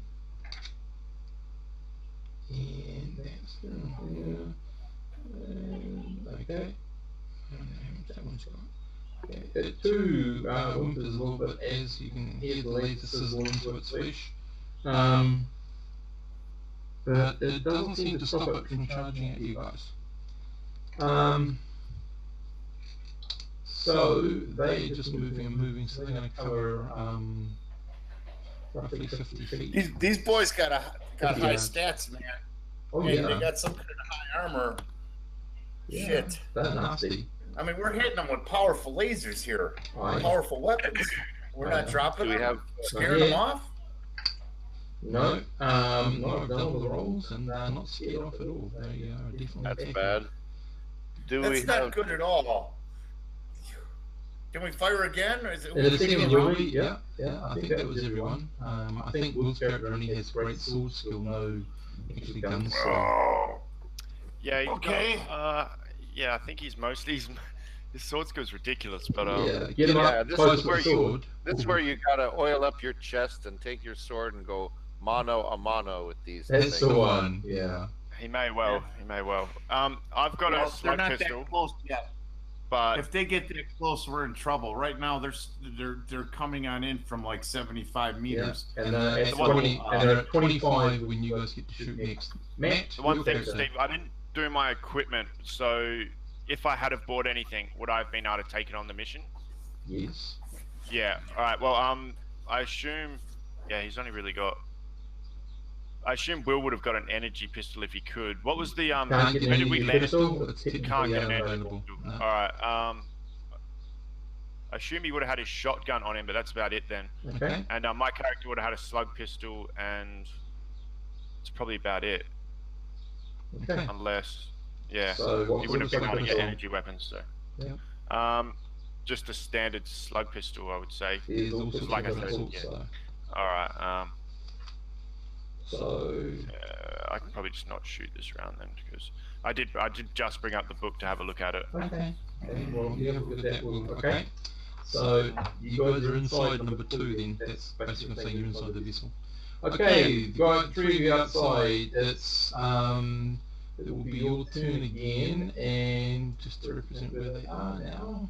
Whose turn is it? My turn yet or no? You guys, and they are now. We're still Yeah, we're still still in in there. the same position, still getting ready to aim and fire. Boom! 8.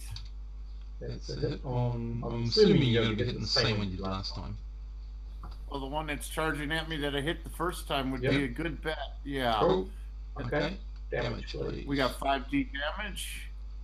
Bam! Oh, come on, all low. 13. Yeah, I did now- 18 last time. Yep, I can do all this by, okay, I missed that one, and I can distribute this around the place, so, God, what's that?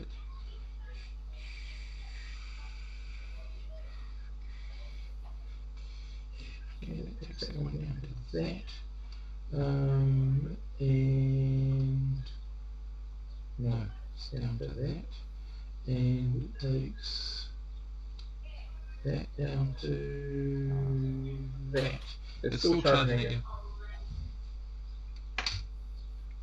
Ow. Yeah.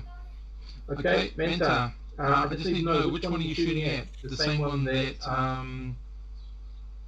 Gregory's shooting at, or the one that Donovan's shooting at? Which one has been wounded? Both of them. One I'm shooting at's been wounded twice. Hmm. And he hasn't said exactly what the other hit's done. Okay. It hasn't slowed it just down. twice. It has not slowed it down. Yeah, so I'm gonna It hasn't slowed it down the second we- hit. I'm gonna concentrate fire on that one then, Okay. and I'm going to be firing a 4-round burst, which I can either do a +1 to hit or +1d6 to damage. That armor, I kind of want to do the 1d6, but I'm not very good at accurate shooting either. What do you want to do? Well,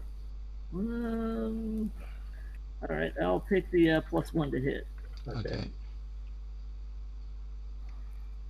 That's a 9. Ah, actually, on the damage. Okay. So damages. 3d6. Okay.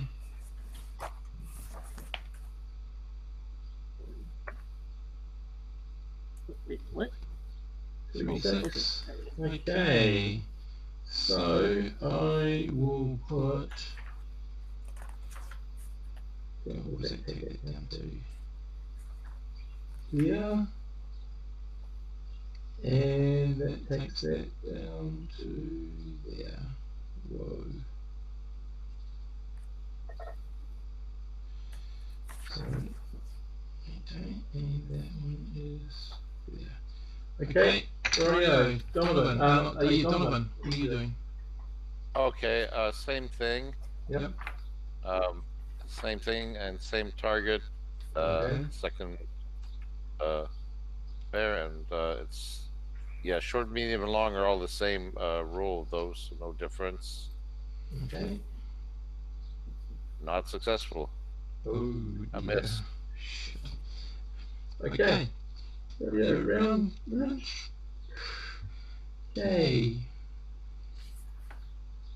At the end of this, basically, at the next round, it's close enough to start attacking anybody if it's still alive.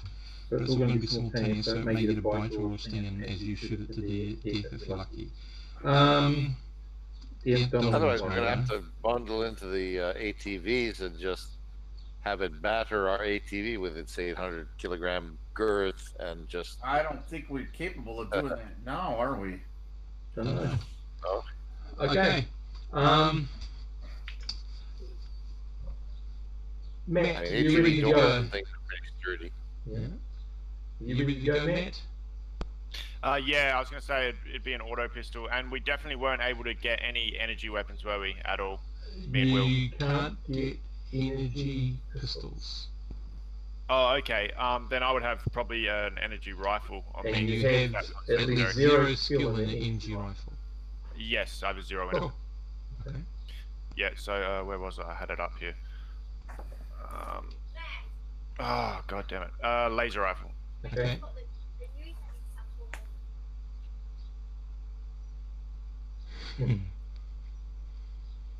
Just call the way. Yeah. Alright, awesome. Yeah, laser rifle. Alright. Good weapon, 5d6 damage. And Yep. I hit him twice pretty hard, and he's not even budging. Well, you'll be surprised, but we'll see. Okay, Matt, are you? I'm assuming you're hitting the closest one, which is the one that Pierre's character hit before. Yeah, the one that's been hit. Yep. Yep. Okay. And it's At short range plus 3, now? right? Yeah. Short range. Is that an extra 1? I think it's just that. What are you hitting with? Oh, plus there's dex, isn't there? Average. Laser rifle. So average is an 8. Level of laser rifle. It's still an average hit at short range. Yep. What's your level with the weapon? 0. And what's your dex? What? I've got a +1 for dex. Okay, so it's 2d6 plus 1, and you've got to make an 8. You've moved to get into the fight. I'm assuming you are either beside Donovan or something like that, so you won't be able to aim this round. Okay. So you get a +1. Okay, well I rolled a 10 with the +1, yeah. Awesome, that's a hit. 5d6, please. And the group are hoping for big numbers.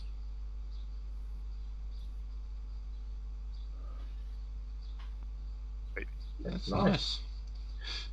Hang on. Oh, for God's sake. Hang on, I'm going to do this the other way. These things, numbers and hexadecimal go so high, it's bloody hard to jiggle them. So, that's 9 points of damage on one thing. 1, 2, 3, 4, 5, 6, 7, 8, 9. Okay. And 7 points of damage on the other thing. 1, 2, 3, 4, 5, 6, 7. Ooh. Okay. Finally drop one of them? Nope. Come on, mate. That's Damn it. Okay, next round, they're going to be on top of you. I just need to make a roll just to see. Good or not. No, well, there's some lucky news for one pair, Donovan and Yui. Both of them are heading for the other two. So you get to shoot first, but they get to attack even if they die in the shooting. So who are they headed towards, Steve? What do you and Mentor. Me and Mentor. Okay, what range are they at? I got a question. Remember I made the grenades? Didn't I make grenades? You haven't made them yet. You've got the raw stuff there ready to I thought I made them before we left. No, no rolls have been done. Sorry. So they are at, I'm going to say they're at short range when you get to shoot. They're roughly about 12 meters or so away from you. They're going to be able to get to you and then do one attack. So they're about 12 meters, which is still short range, so it's all the bonuses are still the same for you and Mentor to shoot at, I know which one you're shooting at, Jerry. Mentor, which one are you shooting at? I'm shooting at the one I shot at twice already. Yep. Mentor? Okay, which one are you going to shoot at? The other one, I hope. We would be there with his shotgun now too. It'd be, yeah. When he gets to Oh, you don't want to shoot a shotgun. So Don't you? close. No. Alright. Sorry. Where he is now, he would. Sorry, if they're engaged in melee combat with these two, they wouldn't. He wouldn't, because he'd. Yeah, that's what I was thinking. While they Sorry, were yeah, approaching, that's well, not that's what it is. actually. He would be. All right. He would get range. Okay, where you go, Gregory? I pulled the trigger. I shot 11. Okay, damage, please. And I rolled 22 above that. No, that's a plus 2, 20. I'll roll again. I'll roll again. No, that's okay. That's okay. I can use that one. God, jeez, I've hit him with 20, 18, 13, and he's still coming. It's like insanity. No way. If this was a man, he'd be leveled. Oh, these are big beasts. just hope if we can drop one, the other one will back off and run. You hope, but it doesn't seem like anything's stopping them. We're just like pissing them off. The thing is, it's going to have one dying blow at you. And you definitely stop it now, but it's taking all that time. Mentor? As it gets into range, he's going to drop his rifle and whip out his broadsword, because, at close range, he's not confident he'll be able to hit anything. Mm-hmm. And he's going to you're at short range still, you know that. Short range means it's too far away yet. You could still fire. It's 12 meters away. He's like the distance of a house away. So you don't want to drop your gun yet. You pull one more shot off. You get him when he's at close range. I thought he was closer than that. All right. Never mind. He will be when he attacks you, but I mean that's after you next round after this shot would be broadsword time. Yeah. Okay then. All right. I'm gonna go for the extra damage and just hope to hit him. Cool. With another burst. Yep. And of course I missed this one. Damn. Okay. Rightio. I'll let Donovan and Yui and Michael have their attack. So Michael, range for a shotgun is a bit different. He's difficult. Can't shoot that shotgun now because you could hit us with shot. Well, no. This all happens at 12 meters away from you, so that's not a problem. Okay. Yeah. It's just that so we can still fire him with a shotgun then. They can, yeah. So difficult, which means it's a 10. So I'll just do a shotgun first because that's the hardest one. 10 plus, what's the dex? Difficult's a 10, or is it, what is the? Yeah, difficult. It's difficult because shotgun's a lot shorter range. What is his dex? Sorry. 6. So 0 mod. Okay, and skill? I think his skill's 0. Yeah, 0. Okay, roll, and you need 10 more for the hit. Well, that's pretty raw. Miss, and I believe you get to, with a shotgun, you get to shoot its accompanying creature. So you make a roll to see if he hits the other creature. And he just misses. Okay, so... There's no bonuses there anywhere? No. Difficult. Yeah, because his shotgun's different. Okay, so lasers. Shotgun's difficult at short range? Yeah. That seems stupid. No. Average I cool. think it's short range. I mean, you gotta remember short range. I know it says 3 to 12, but no. That's why you would think a shotgun would work great. Be bad at medium range. Yeah. Yeah. Okay. I don't agree with that. Rifles. Yeah. Laser rifles. I know a shotgun still has a pretty small spread at short range, so I don't know. I reckon it makes sort of sense. Okay. So, Donovan and Yui. Yeah. Your hit rolls on the one that you're trying to take down. Right. Oh, okay. So same rolls, same Yep. conditions. Yep. Okay, a hit. Cool. There, that's more substantial. Take this off. How can I do this? No, I can't do that. There's no way I can avoid. Okay. Yeah. They're all going down, but unfortunately you do get an attack at the end of the round on you two. Okay, where you go, Yui? Yep. Is it still +1? Yep, it's the same as last time. Same as last time. Well, you get a damage? It was 5d6, right? Yeah. Oh, there we go. Yeah. There you go. Rightio, so they get their attacks last and that's it. What armor are you wearing, Jerry? Gregory?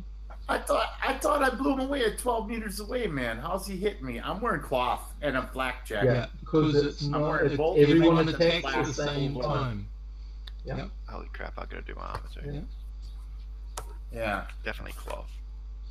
What Cloth armor? and I got a flak jacket on too, so that also takes something from the damage, I believe, if you're doing it that way. I think it's just the beast armor takes it. Unless it's something in reflect. But then reflect would only do laser. I don't think it's multiple layered. So cloth is a 9, is that right? Does it absorb 9? It might be right. I don't know. I can't know where it is in this book. Who had the other one? The other armor. Here we go. Cloth AR 9. 9. Cool. Yep. Okay. So that you ignore 6 points of whatever if it hits you. It's -1 to hit you. Roll 2Ds. Okay, let's get in the right place, shall we? What was their armor? 3. They just took 3 off Jack. that. Yeah, just 3. Okay. 2d6 plus. I'm gonna find the bonus for that, don't I? What's the bonus for an H? Alright. Because they had H strength. These are mean mothers. He had what strength? H. H. Creatures can go all the way up to Z strength, which is a ridiculous thing, but anyway. Okay, rightio, so that's damage. Bonus to hit, so. Okay, that's at the other end of the book. What exactly are they? Like carnivores or omnivores? They are or- carnivores. They are carnivores. They're carnivores. They get a plus So three. there's obviously, I mean, if there's creatures this big, they eat something. So there's Yeah. obviously a whole food chain on this planet. Right. So here's the one as it tries to strike you. can see that. And we take a 1 off it. Go on if I can find that. 11. So 11, it hits you. And the other one goes for Mentor. Take 1 off this. 10 hits you. Damage, gentlemen. What does it hit us with? Hits you with the stingers. Snap stingers over. Not the claws or the teeth coming from forward. It's like, Yeah. Basically, the before it whole, drops, the it whole, dies. basically, the whole front of the body is just going to impact on the rear of the ATV, and the stingers are going to be the only thing they can attack you with. Before it drops, it dies. So Yep. you get hit. So you take 6 points off this. You take 2 points to your endurance. And Mentor. What's the hit? The hit's at 11, you said? Okay. Yeah. And Mentor, you take 6 points off that, which is 5. So 5 to your endurance. And the first one's got to always go on your endurance in this one. And then you can Okay, split I the think dice up. that's his endurance exactly at 0. Okay. That's- Yeah. My endurance is 8, so you said 6 points off the endurance? No, only 2 for you because you take 6 points off. He did 8 points to you. You take 6 off for your Wait a minute, armor. I got cloth on. That's a 9-point AR. Yeah, Oh but yeah. under my system, a third of it is the penalty to hit it, and 2/3 is how much damage it negates. So minus Okay, 3 so penalty the to hit. armor, I still took hits Yeah. instead of that. Okay. Yeah. All right. All right. And I'm just going to Plus minus 6 to find damage, minus 3 to hit. 5 points went through to your character Mentor in endurance. Yep, his endurance is 0. Yep, and I'm just trying to find out. Now he's Heaven. unconscious then, isn't I he? believe so. Or would you do what his normal endurance is? He does an endurance check. I'm trying to find it. What his I'm sure there's endurance something is in there. before it was reduced his standard endurance, Hmm. even though he took the damage. So where's the Roll under his endurance before the hit. I mean, it's your game. It's You know, I'm just trying to find out the. Here we go. Oh, okay, so you wounded. At least one characteristic is damaged. You are not unconscious. You are, because 2 characteristics have to be at 0 to be unconscious. In this game, it has to be Yep. 2 traits. Yep. Okay. So, And the if third you- one, you're dead. and the third one you're totally dead. So if you got 1 characteristic damage, you're wounded. If you got all 3 damage, you're seriously wounded.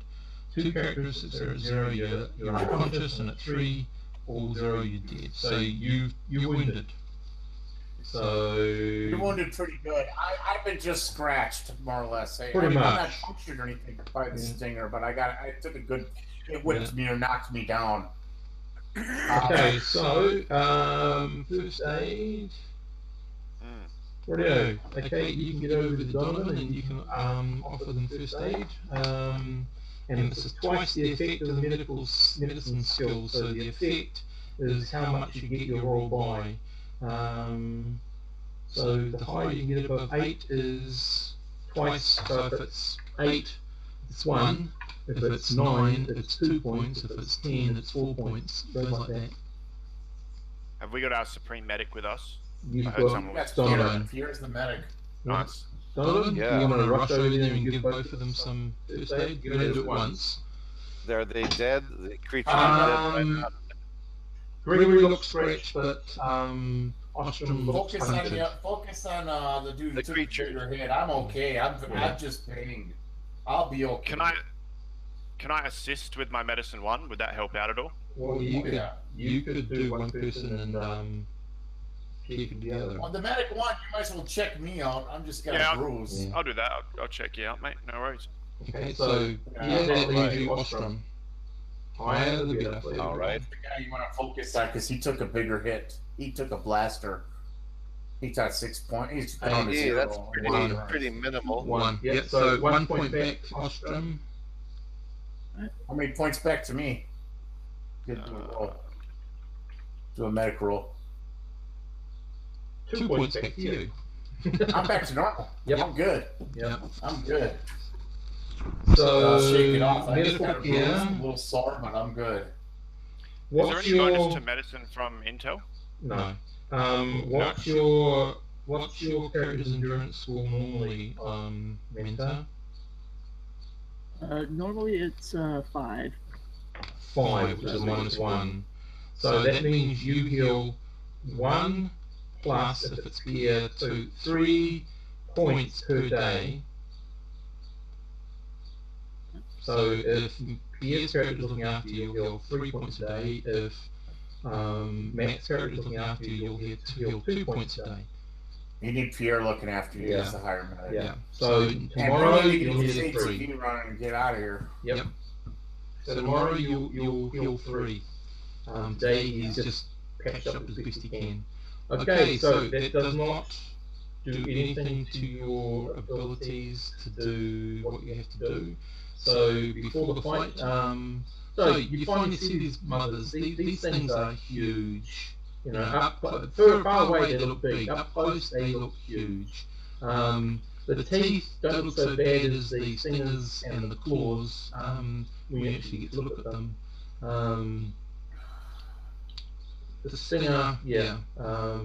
So using ATV2, Tech2, you can actually drag them away from ATV1. You cleared out most of the stuff, so now it's you can Gregory roll a track wheel to try to give Mentar's mechanic a bonus roll. A bonus Okay. roll. So am I rolling a track vehicle plus Yep. intelligence Yep. or education? Well, Oh, I'm whichever is- still sucking. I'm a 7. Okay. No bonus. So Mentar, it's your normal mechanic roll, whatever that is. Alright.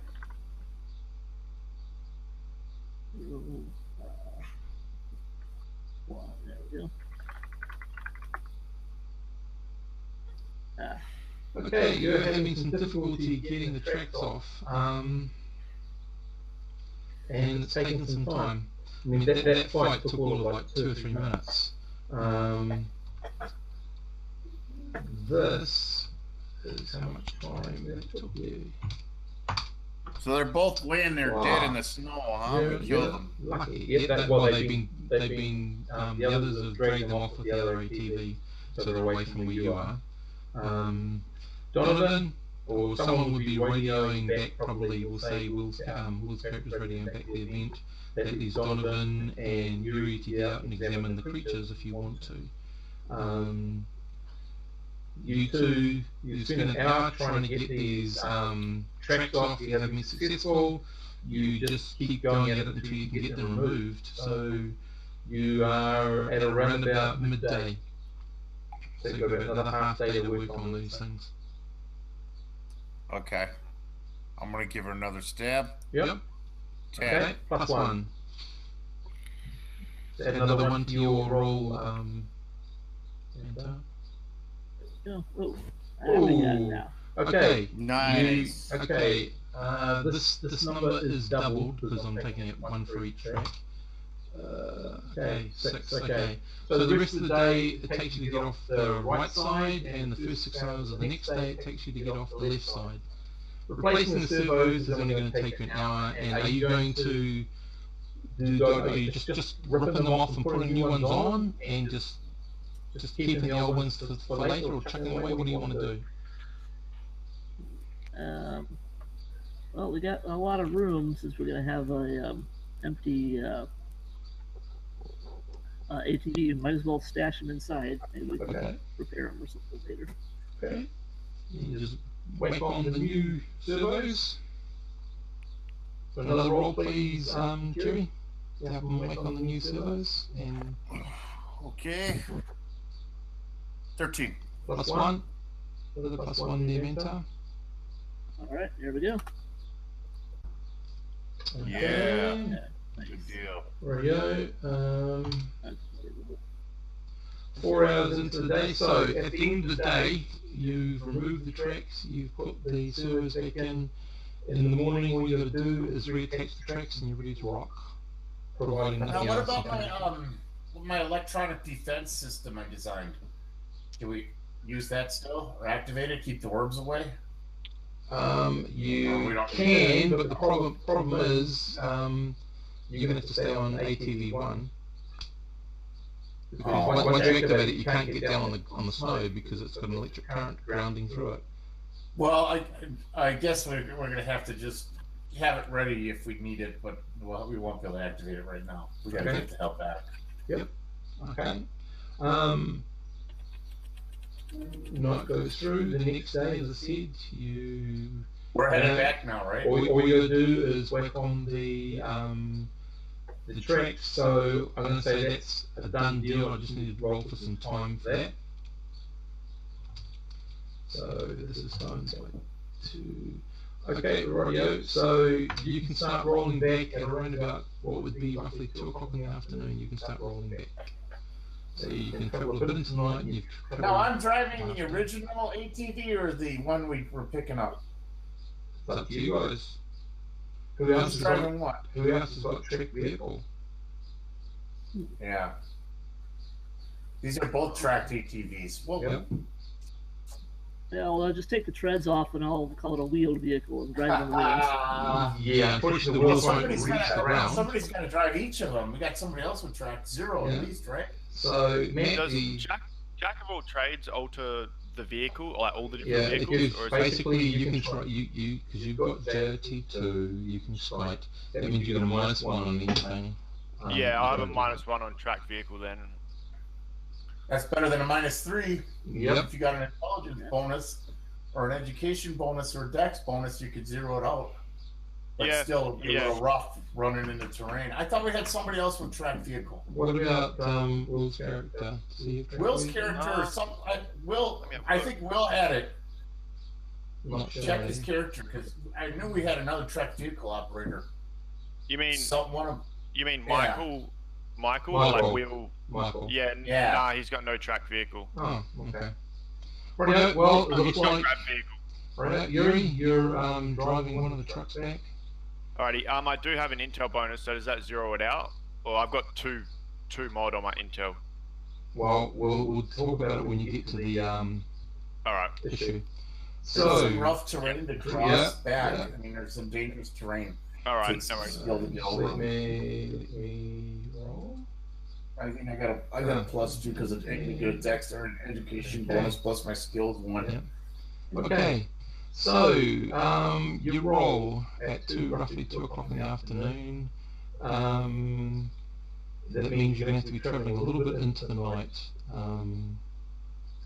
either today or tomorrow, to get back to the base on time, like Yeah. within the day. So it's up to you which part of the one you want to use. So of course the first interface is between the land and the water. So Yuri, you can sort of see what Gregory's trying to describe to you. Basically, the ice is crushed, it's pushed up hard against the land ice, and it's created a whole lot of broken up ice, so it's a bit of a rough terrain to get through. So first of all, we're going to get Gregory to, because then you're moving out onto the ice on the water. So Gregory, I'm taking it you're bringing back CAC 1 and Yuri's got the original one you came out in. Okay, sure, whatever. So I'm in the new one you're saying, or am I in the our one? You're in the one that you repaired. Okay.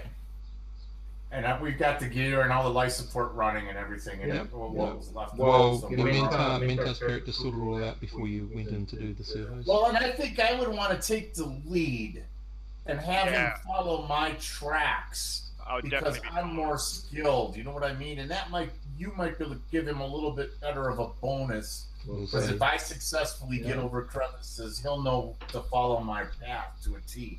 Okay. Yeah, It'll I'd definitely make it be following easier for exactly him. your path. Yeah, Yeah. for sure. So I'm going to Okay. use my skills to clear the way, Okay. kind of like a lion with a lion cub behind it. Okay, we're seeing. You know what I mean? Yeah. More skilled. Yeah. Definitely. Or ducklings. Yep. That's the plan. Just don't go over a grate. Don't go over a grade. Yeah, the great storm. Yeah. Yeah, The duck will pass and it definitely goes through. Yeah. You don't want that to happen right now. Way you go, Jerry. Make your roll.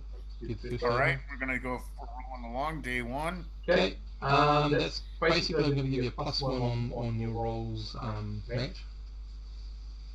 Because Oh, you okay. followed my path. Yep. And because you got such a good result. That's 2d6 plus 0 then. Yep. Oh. 2d6 plus 1. Oh, +1. Yeah, Oh, you just- I had -1 to start with. So that's 0. But that's okay. Oh, Better than a -1. Yeah. Okay. Still good. You're on the sea ice.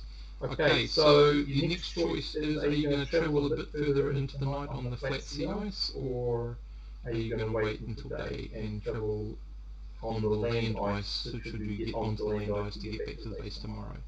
Which would Well, you that rather? would be the route we came. I would try to want to probably track back the same route I Yeah. came. That's the fine. land- It's just you're either going to go over flat ice on the sea, or more undulated and rocky ice on the land. Which one would you rather be travelling at night time in? I think the flat sea ice would be a wiser call, especially with a less experienced driver behind me. Okay. Huh. I can drive anything. Okay. Radio. I need to. this next dice roll. Yeah. I've got some very bad news for you. And I'm not joking. So, Jerry, I need you to give me a driving roll in the middle of the night. Well, in the I night. just did. Oh. 14, you're okay. Matt, you get one, but you get one of the -2. Oh. You get a 10. Man, don't be messing up track vehicle 1, man. Okay, there's a bit of a problem. What he's managed to do is find some ice melt somehow. And he's gone straight into it. So part of the vehicle, the front right part of the vehicle is in some ice melt. I think we're gonna try to backtrack to him and maybe Yeah. hitch him out and try to When pull him you sort of look at the sensors and something's not making sense, and you have a look, you get out. The out. lights We are got on. comms or some kind of cell phone or CBs, right? We communicate with each other. Yeah. But you need to get out to see what's happening. But make your roll to back out first. At a -2. And no, it's normal. To a 0. Just a normal. That is, alright, yep. 8 or higher. Okay, you back out. And then you get a reading, track unlock. What? Why would the track be unlocked? But you get out and have a look. It's because half your track has disappeared. And part of the wheels that the track rolls on, part of that's been corroded and disappeared. I just fixed Oh, that. there's some kind of corrosion in the water or something. Yeah, I don't like the look of this sea ice. Looks like it's doing some damage. I would ask Pierre with my life science skills, Yeah. or is there anything we notice? Is there anything we could tell from that just by looking Okay, at it? well, Pierre, you I mean, can. tracks don't just No, disappear. I got space sciences skill. not You've I also have got medical. medical. You've got medical as well. medical. Yep, medical will help. Either space science or medical will do fine here. And this would be either an intelligence or an education bonus. Okay, so I could roll. I could roll at Yep. 2d6 plus 1 then. Yep. Oh, I can't tell nothing. Okay. I'm clueless. Yeah. I'll try space sciences if that applies. No, just your medical. Your medical plus either intelligence or Oh, sorry. education bonus. All right. Something. Still got an int bonus. Oh, you Okay. still got it. Well, looking at your sample that you've got in your little vial there, and doing some very quick, simple tests verifies that meltwater is a high concentration of nitric acid. Oh god. Like That's insanity. Highly corrosive acid. Highly corrosive acid. It's not water. So what is this ice that's frozen on top of acid? You mean It it's went the wrong way. wait? You mean it's concentrated acid, or is it a dilute It's amount? diluted, but it's still enough to have eaten through the track. So it rotted part of the track off. Is there anything we could do to fix that track? Oh yeah, that's easy, but you're going to have to swap vehicles because that vehicle now has a -1 on it, even with Mantar's character, because he can't replace the wheel, but he can replace the track tread. Okay, so then I'll be riding it at just a +1 roll then if I drive that one instead of a +2. Yep. And he's got to drive the other one because. Well, then I'm gonna take our ATV1 and put it back in the lead so he can still follow me because I'm still at a +1 where he's at a +0. Yeah. So you're going to have to stop pretty much there because Mantar is going to take. Sorry, not Mantar. No, it's going to take an hour, so that would have been the rest of your travel time. You know we need an hour. It's not. So we're going to dry enough. We've got away from the ice where the wet spot, and we're in a dry patch of ice, and we're going to have to hunker down for the night then. Okay. Yep. And we're also gonna set up the cameras, the webcams, and our security systems, and hunker everything down but the life support. Cool. And tell everyone where don't go near any ice melt. and warn about the ice melts, and maybe put a report together to radio back to the base. Explain the situation, explain where we're at, what we've done, and call it a night. There we go.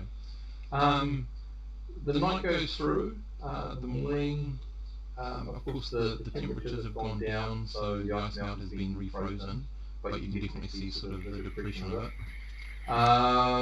You're ready to rock. So this day, around about 2-3 o'clock, you come up against the next little unfortunate lot of terrain. So where you go, Gregory? Drive across with the +1 this time. Just a straight +1 now. Yeah. Okay, because I'm driving the shitty one. Okay. Yep. Cool. Okay, you seem to make it over, and it's enough to give you a +1 match. So because you're following my tracks. Yep. So you're rolling the same as me. Well done. Okay, so all I need really is now it's going to be difficult because you're going to need your navigator to take you back home at night and make sure you don't run into any big huge hunks of stone or snowbanks or stuff. So you're both navigating and piloting a vessel, which normally makes each one a -1. Okay. So navigation first. So navigation 3. Are there any bonuses from stats at all? So you got navigation 3. Yep. Cool. So that's navigation 2. So you roll. What's your? This will be an education thing. Education is 11, so +1.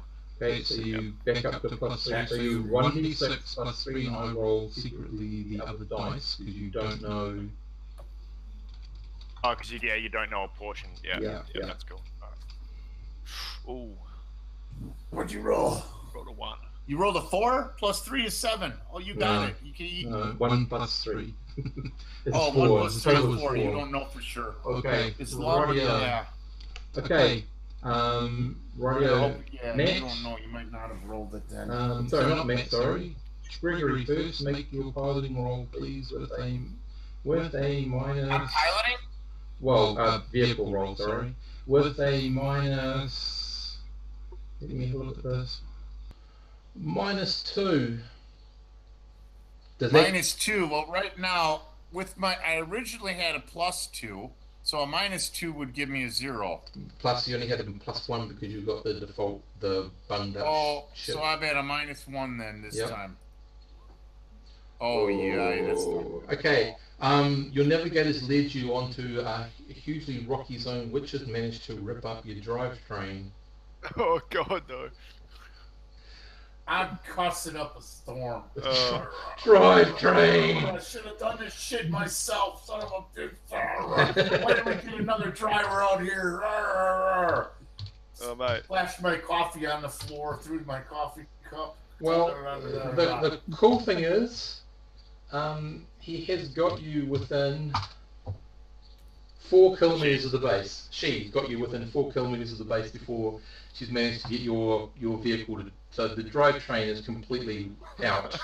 So you're going to have to swap. So we're going to have to radio the base, let them know where we are. But at least you're closer. ATV further. Yeah. Huh? Yeah, at least you're closer to base. It's easy for someone to come in and get it. Yeah. So one of the ATVs. Now I'm in the crappier one, anyways. Well, you're in the one that can't drive at all. So that was the original. So now you're in the one that. This is the rescued ATV. He's in the good ATV. No. This is the. Hang on. She was driving the rescued. You were driving the swap. And then we switched, didn't we?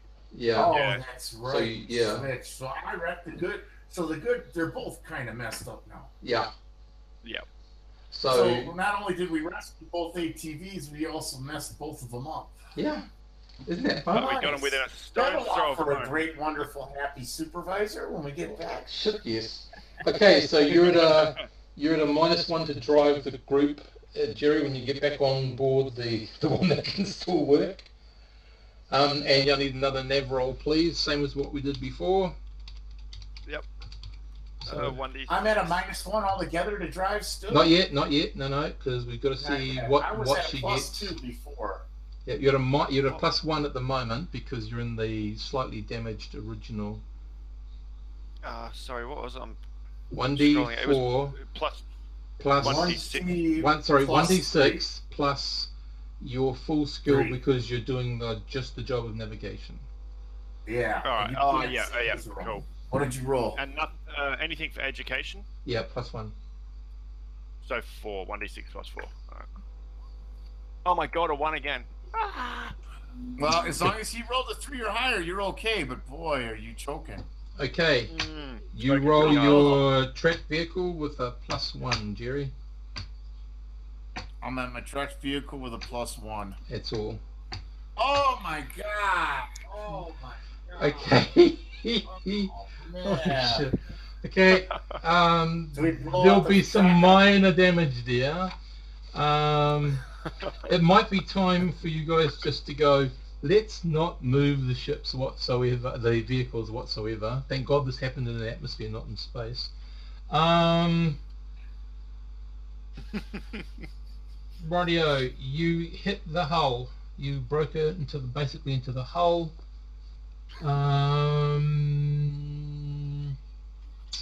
You've taken out the hull, Mentor. You're a couple of hours out from the base, so everyone can just get onto their air tanks and just get them home. Yeah. You're okay in the cabin, by the way, because that's still fully pressurized, but just wherever they are, it's all depressurized.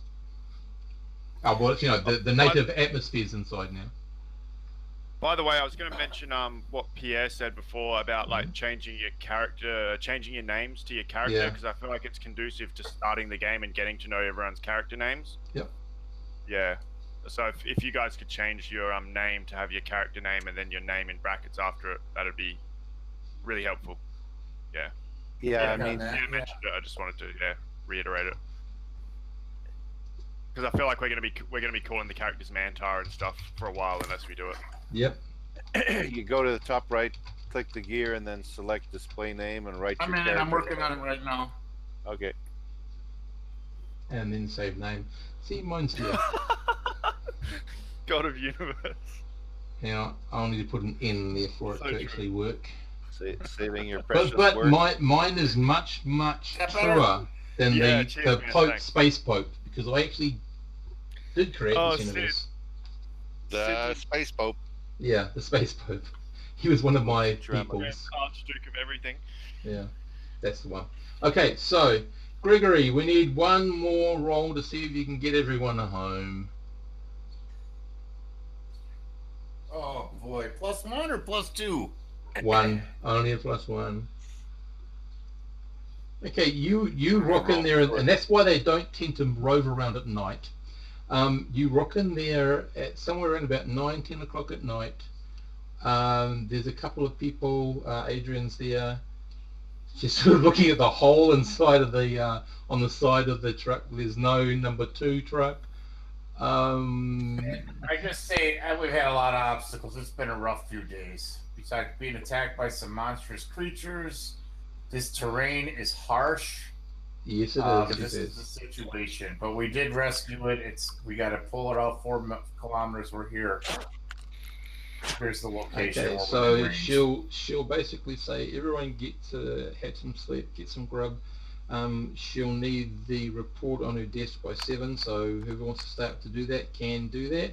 And she'll have a meet with everyone at 9 before you meet with What about Commander Keller. What about those who are stung? Are they feeling some adverse medical effects? I mean, we no, weren't. You were. We weren't stung. We were hit by the stinger. Yeah, they didn't get the So at this stage, Manta, you'd be fully healed, as would Gregory. Sorry, Gregory and Ostrom. Mhm. You'd be fully healed. So you guys, you pull out. Who's taking? Anyone just going to write up the whole report, or you're going to take bits of it? Well, who's got what? I got intelligence and education are high. I can throw together a report, I guess. Okay. You need me to roll it or what? No. Just someone needs to stand up and say, "I'll take it." Yeah, I would just talk to everybody and put it together. We Okay. fought the 2 creatures. We got pictures of anything. This is the situation. This is the damage we had to pass. Patch. Gregory crashed I mean- into ATVs. And all both these ATVs are very repairable. It ain't the end of the world. They, It's not they have to garbage. be, but yes. Definitely. They're repairable though. We can repair them. They can Yep. repair them. It's not the end of the world. Rightio. So Put the you Back. We got it back. do you mention everything about what Why you not? encountered? Yeah. Okay. Because the acetic acid, the Yep. creatures. What is the? Why we don't have to hide anything, do we? no, you don't. I just want to know if you remember to mention everything. That's all. Okay. So you mention Yeah, everything. the nights, the hailstorms, the potential damage. Yeah, Okay. we put it all on the report. We got nothing to hide. Okay, cool. So, basically, the next day, you meet with. So Adrian gives you the warning that she's not terribly happy about the amount of damage, but Adrian sort of looked at your report and she said she made a few changes. So hopefully I've mitigated some of the situations and some of the information you brought back. It would have been great if you could have brought a back sample of one of the sugar. We didn't do that. No. oh, I thought you did that, Pierre. No. what I have, I'm not sure. No. I did carry the. We didn't take any biological samples of the creature. No. Right, that's not my department. I wasn't No. thinking about that. Yeah. I was thinking about driving and fixing the drive, getting Yep. these things there. Yep. Yeah, no, I think Steve dropped the hint that we could investigate the creature, but I don't think No one did. anyone No, decided it to. was explicitly stated at the time. Yeah. Yeah, dead bodies are back in there for a Well, while. we had some pictures and stuff. I Yep, would you imagine. got We pictures. took some pictures. That's all fine. That's all fine. So anyway, Oh, they're so calling these things Drop- suggers, Yeah. and the information about the ice melt, because obviously with heading into spring, a lot of snow is going to melt, and they want to know, is that going to happen everywhere, or is that just particularly on sea ice, or what? So you sort of set about a whole lot of investigation around that, or whether it's just to locate. And they've got, from your travels, they've got a location, geographic location, so they know where to go to get I samples don't know. and that This sort of stuff. isn't a place I'd want to pack up and move to. I don't think. Not in a hurry, huh? No. Welcome to Arcadia. So, all in all, damage notwithstanding, there's been some vital information. You do all get torn a new one by Commander Keller, but she says it's only the fact that you've brought more information about the planet that we might be able to use, and some of it might be significant. That Hey, but either way, I would even say we went out on a dangerous mission. This is rough terrain. and that's what you We get went- paid for. She says, I'm not hearing Yeah, I any, mean, so any hey, we did the best we exercises. could with what we got. Yeah. I mean, we can't. I mean, we did the best we're sorry about the damage, but we did the best we could with what we got. This just been some bad luck on the way back. Getting there was no issue, but the way back was a little rough. And these creatures were, we were luckily good weapons away from our death. 3-4 shots for the high-powered laser rifle to take them down. Yeah, she's not True, really we could listening easily- to it. We were all easily- firing on them, and they were still coming at us. Yeah, we could have easily I had would- casualties. Yeah. You knew We the had dangers injuries. when you signed up. Yeah. Not interested in Well, I'm excuses. All right. Well, but I'll basically, go you for leave. She doesn't say anything about docking your pay or anything. And after that, sort of Adrian invites you all around to the cafeteria for a stiff drink. And just reports that Natalie, they've done some more investigation, and what they've found that in the biological material in the barrier between the lungs and the blood, where you exchange oxygen and stuff, they've actually found that obviously whatever stung her or whatever there seems to be little eggs embedded in there, and they've hatched and they resemble like little weenie of those wormy snake things. So we managed to remove all those, and they are hopeful of a recovery, but she's never going to have complete a complete recovery. She's going to be damaged for the rest of her life, so she's being sent home with pay, and that means Ostrom. She's retired. Yeah, Ostrom. You're now the head mechanic. So who is this that got sent home with pay? Was it an NPC character that was with us? Nat, the head mechanic who got infected with these wormy things. Oh man, that's a bummer. Ah. Was she hot Steve or no? Yes. Of course she was. Oh man. I mean, Adrian's nice, but Nat was hot. Okay. Yeah. So you see her cut it out to the... Actually, Jerry, your character or... what's your piloting role? Piloting score?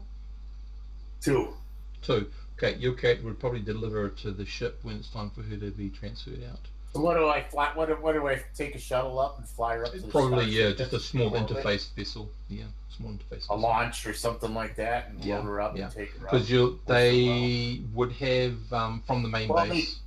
They got rid of the egg crap in her, and she didn't die, so she's still alive. But it's damaged. Yeah. It's damaged her capacity to exchange. She's going to have to get some sort of cybernetics to increase her capacity to change oxygen into a blood sort of thing.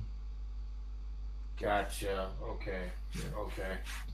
That makes sense. Yeah. So she's away, man. Oh, sorry.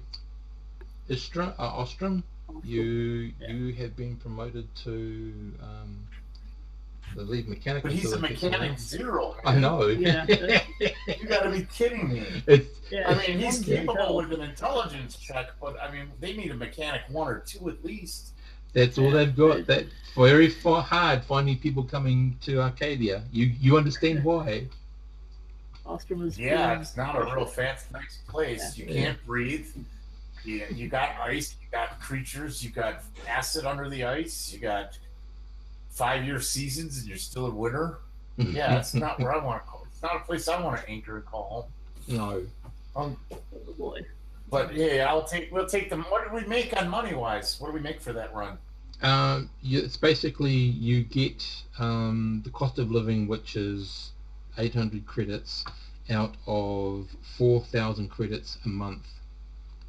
So you're getting a net of 3,200 credits for 6 months. Each month for 6 months. So we got another 3,200 credits minus what we bought in supplies from our original. Pretty much. Original So cash. it's well paid for as long as you survive.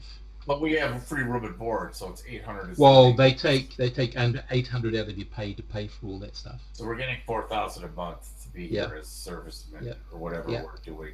Right. It's a contract for like 6 months out. Yeah.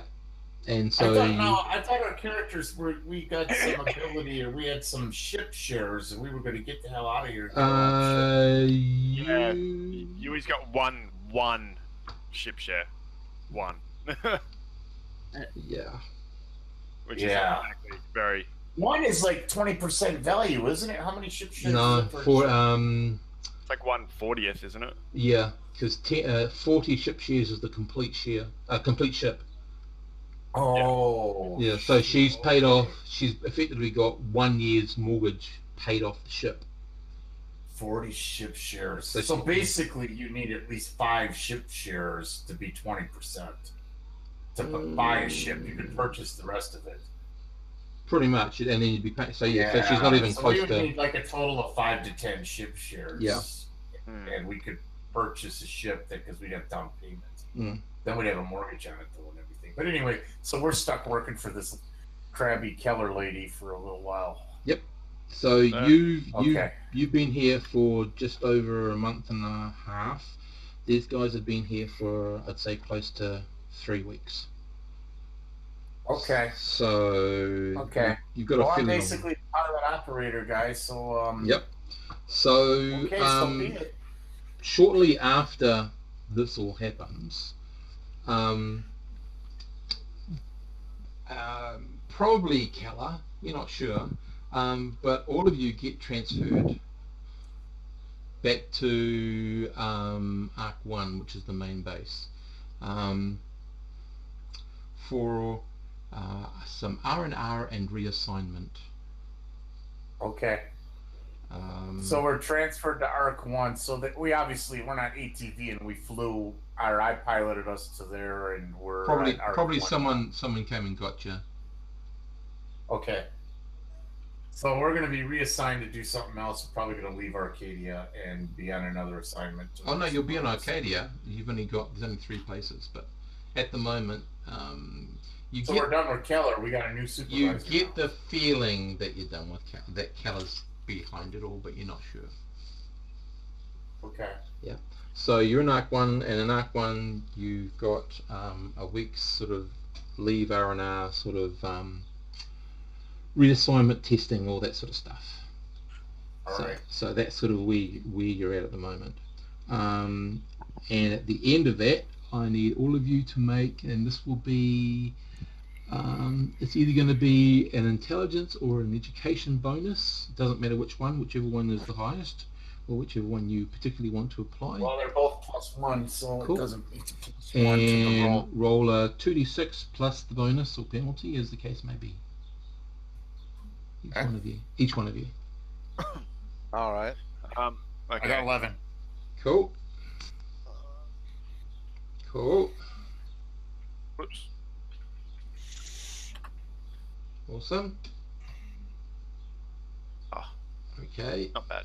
No, Even. that's okay. We got to roll one for Will too, right? And yeah. for Will, One sec. He was part of the fated trip. Yeah, let me just check his stats for a sec. Oh, excellent. He's still got Intel 12. 12's a +2, isn't it? Oh, shit. That's a blooming Nagan roll if I ever saw one. He's going to the coal mines to dig. Yeah, okay. Rightio. He's going to be happy with you. Yeah. Yeah, I'm going to love explaining it to him. That's really sad. Okay. Sorry, what exactly was that for? Just so I can explain. It's basically, you have some R&R, you go through some testing. It's a mixture of psychological testing and testing to see what other jobs you might be useful at. Will failed.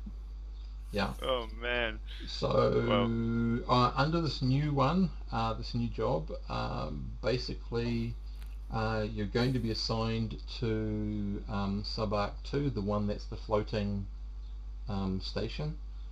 I'll give you your new roles next game.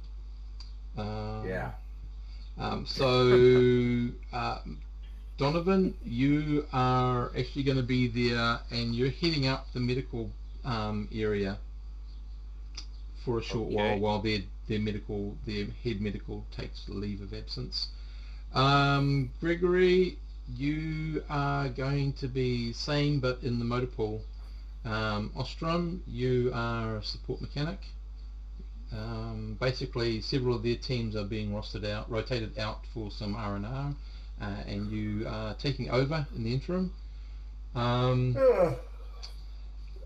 Yui, yeah, basically part of your job is going to be doing some sensory charting of the oceanic floor and stuff of that nature.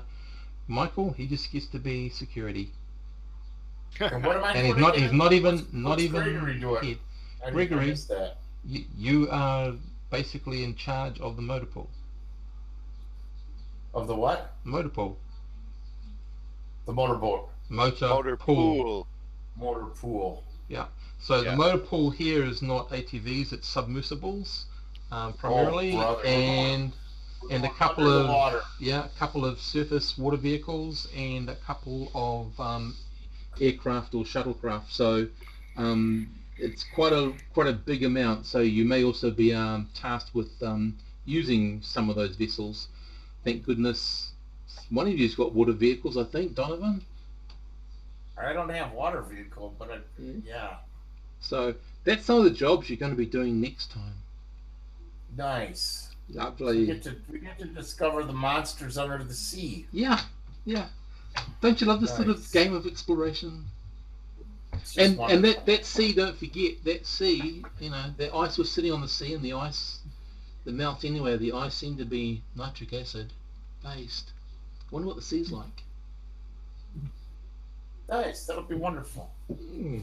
I'm sure it's a wonderful, happy place. You just want to swim in and take a bath and watch your skin sizzle I off. know. Well, it's extreme defoliation. Okay. XOA, whatever they call it for skin. I'm going to stop the recording now. Where are we? All right.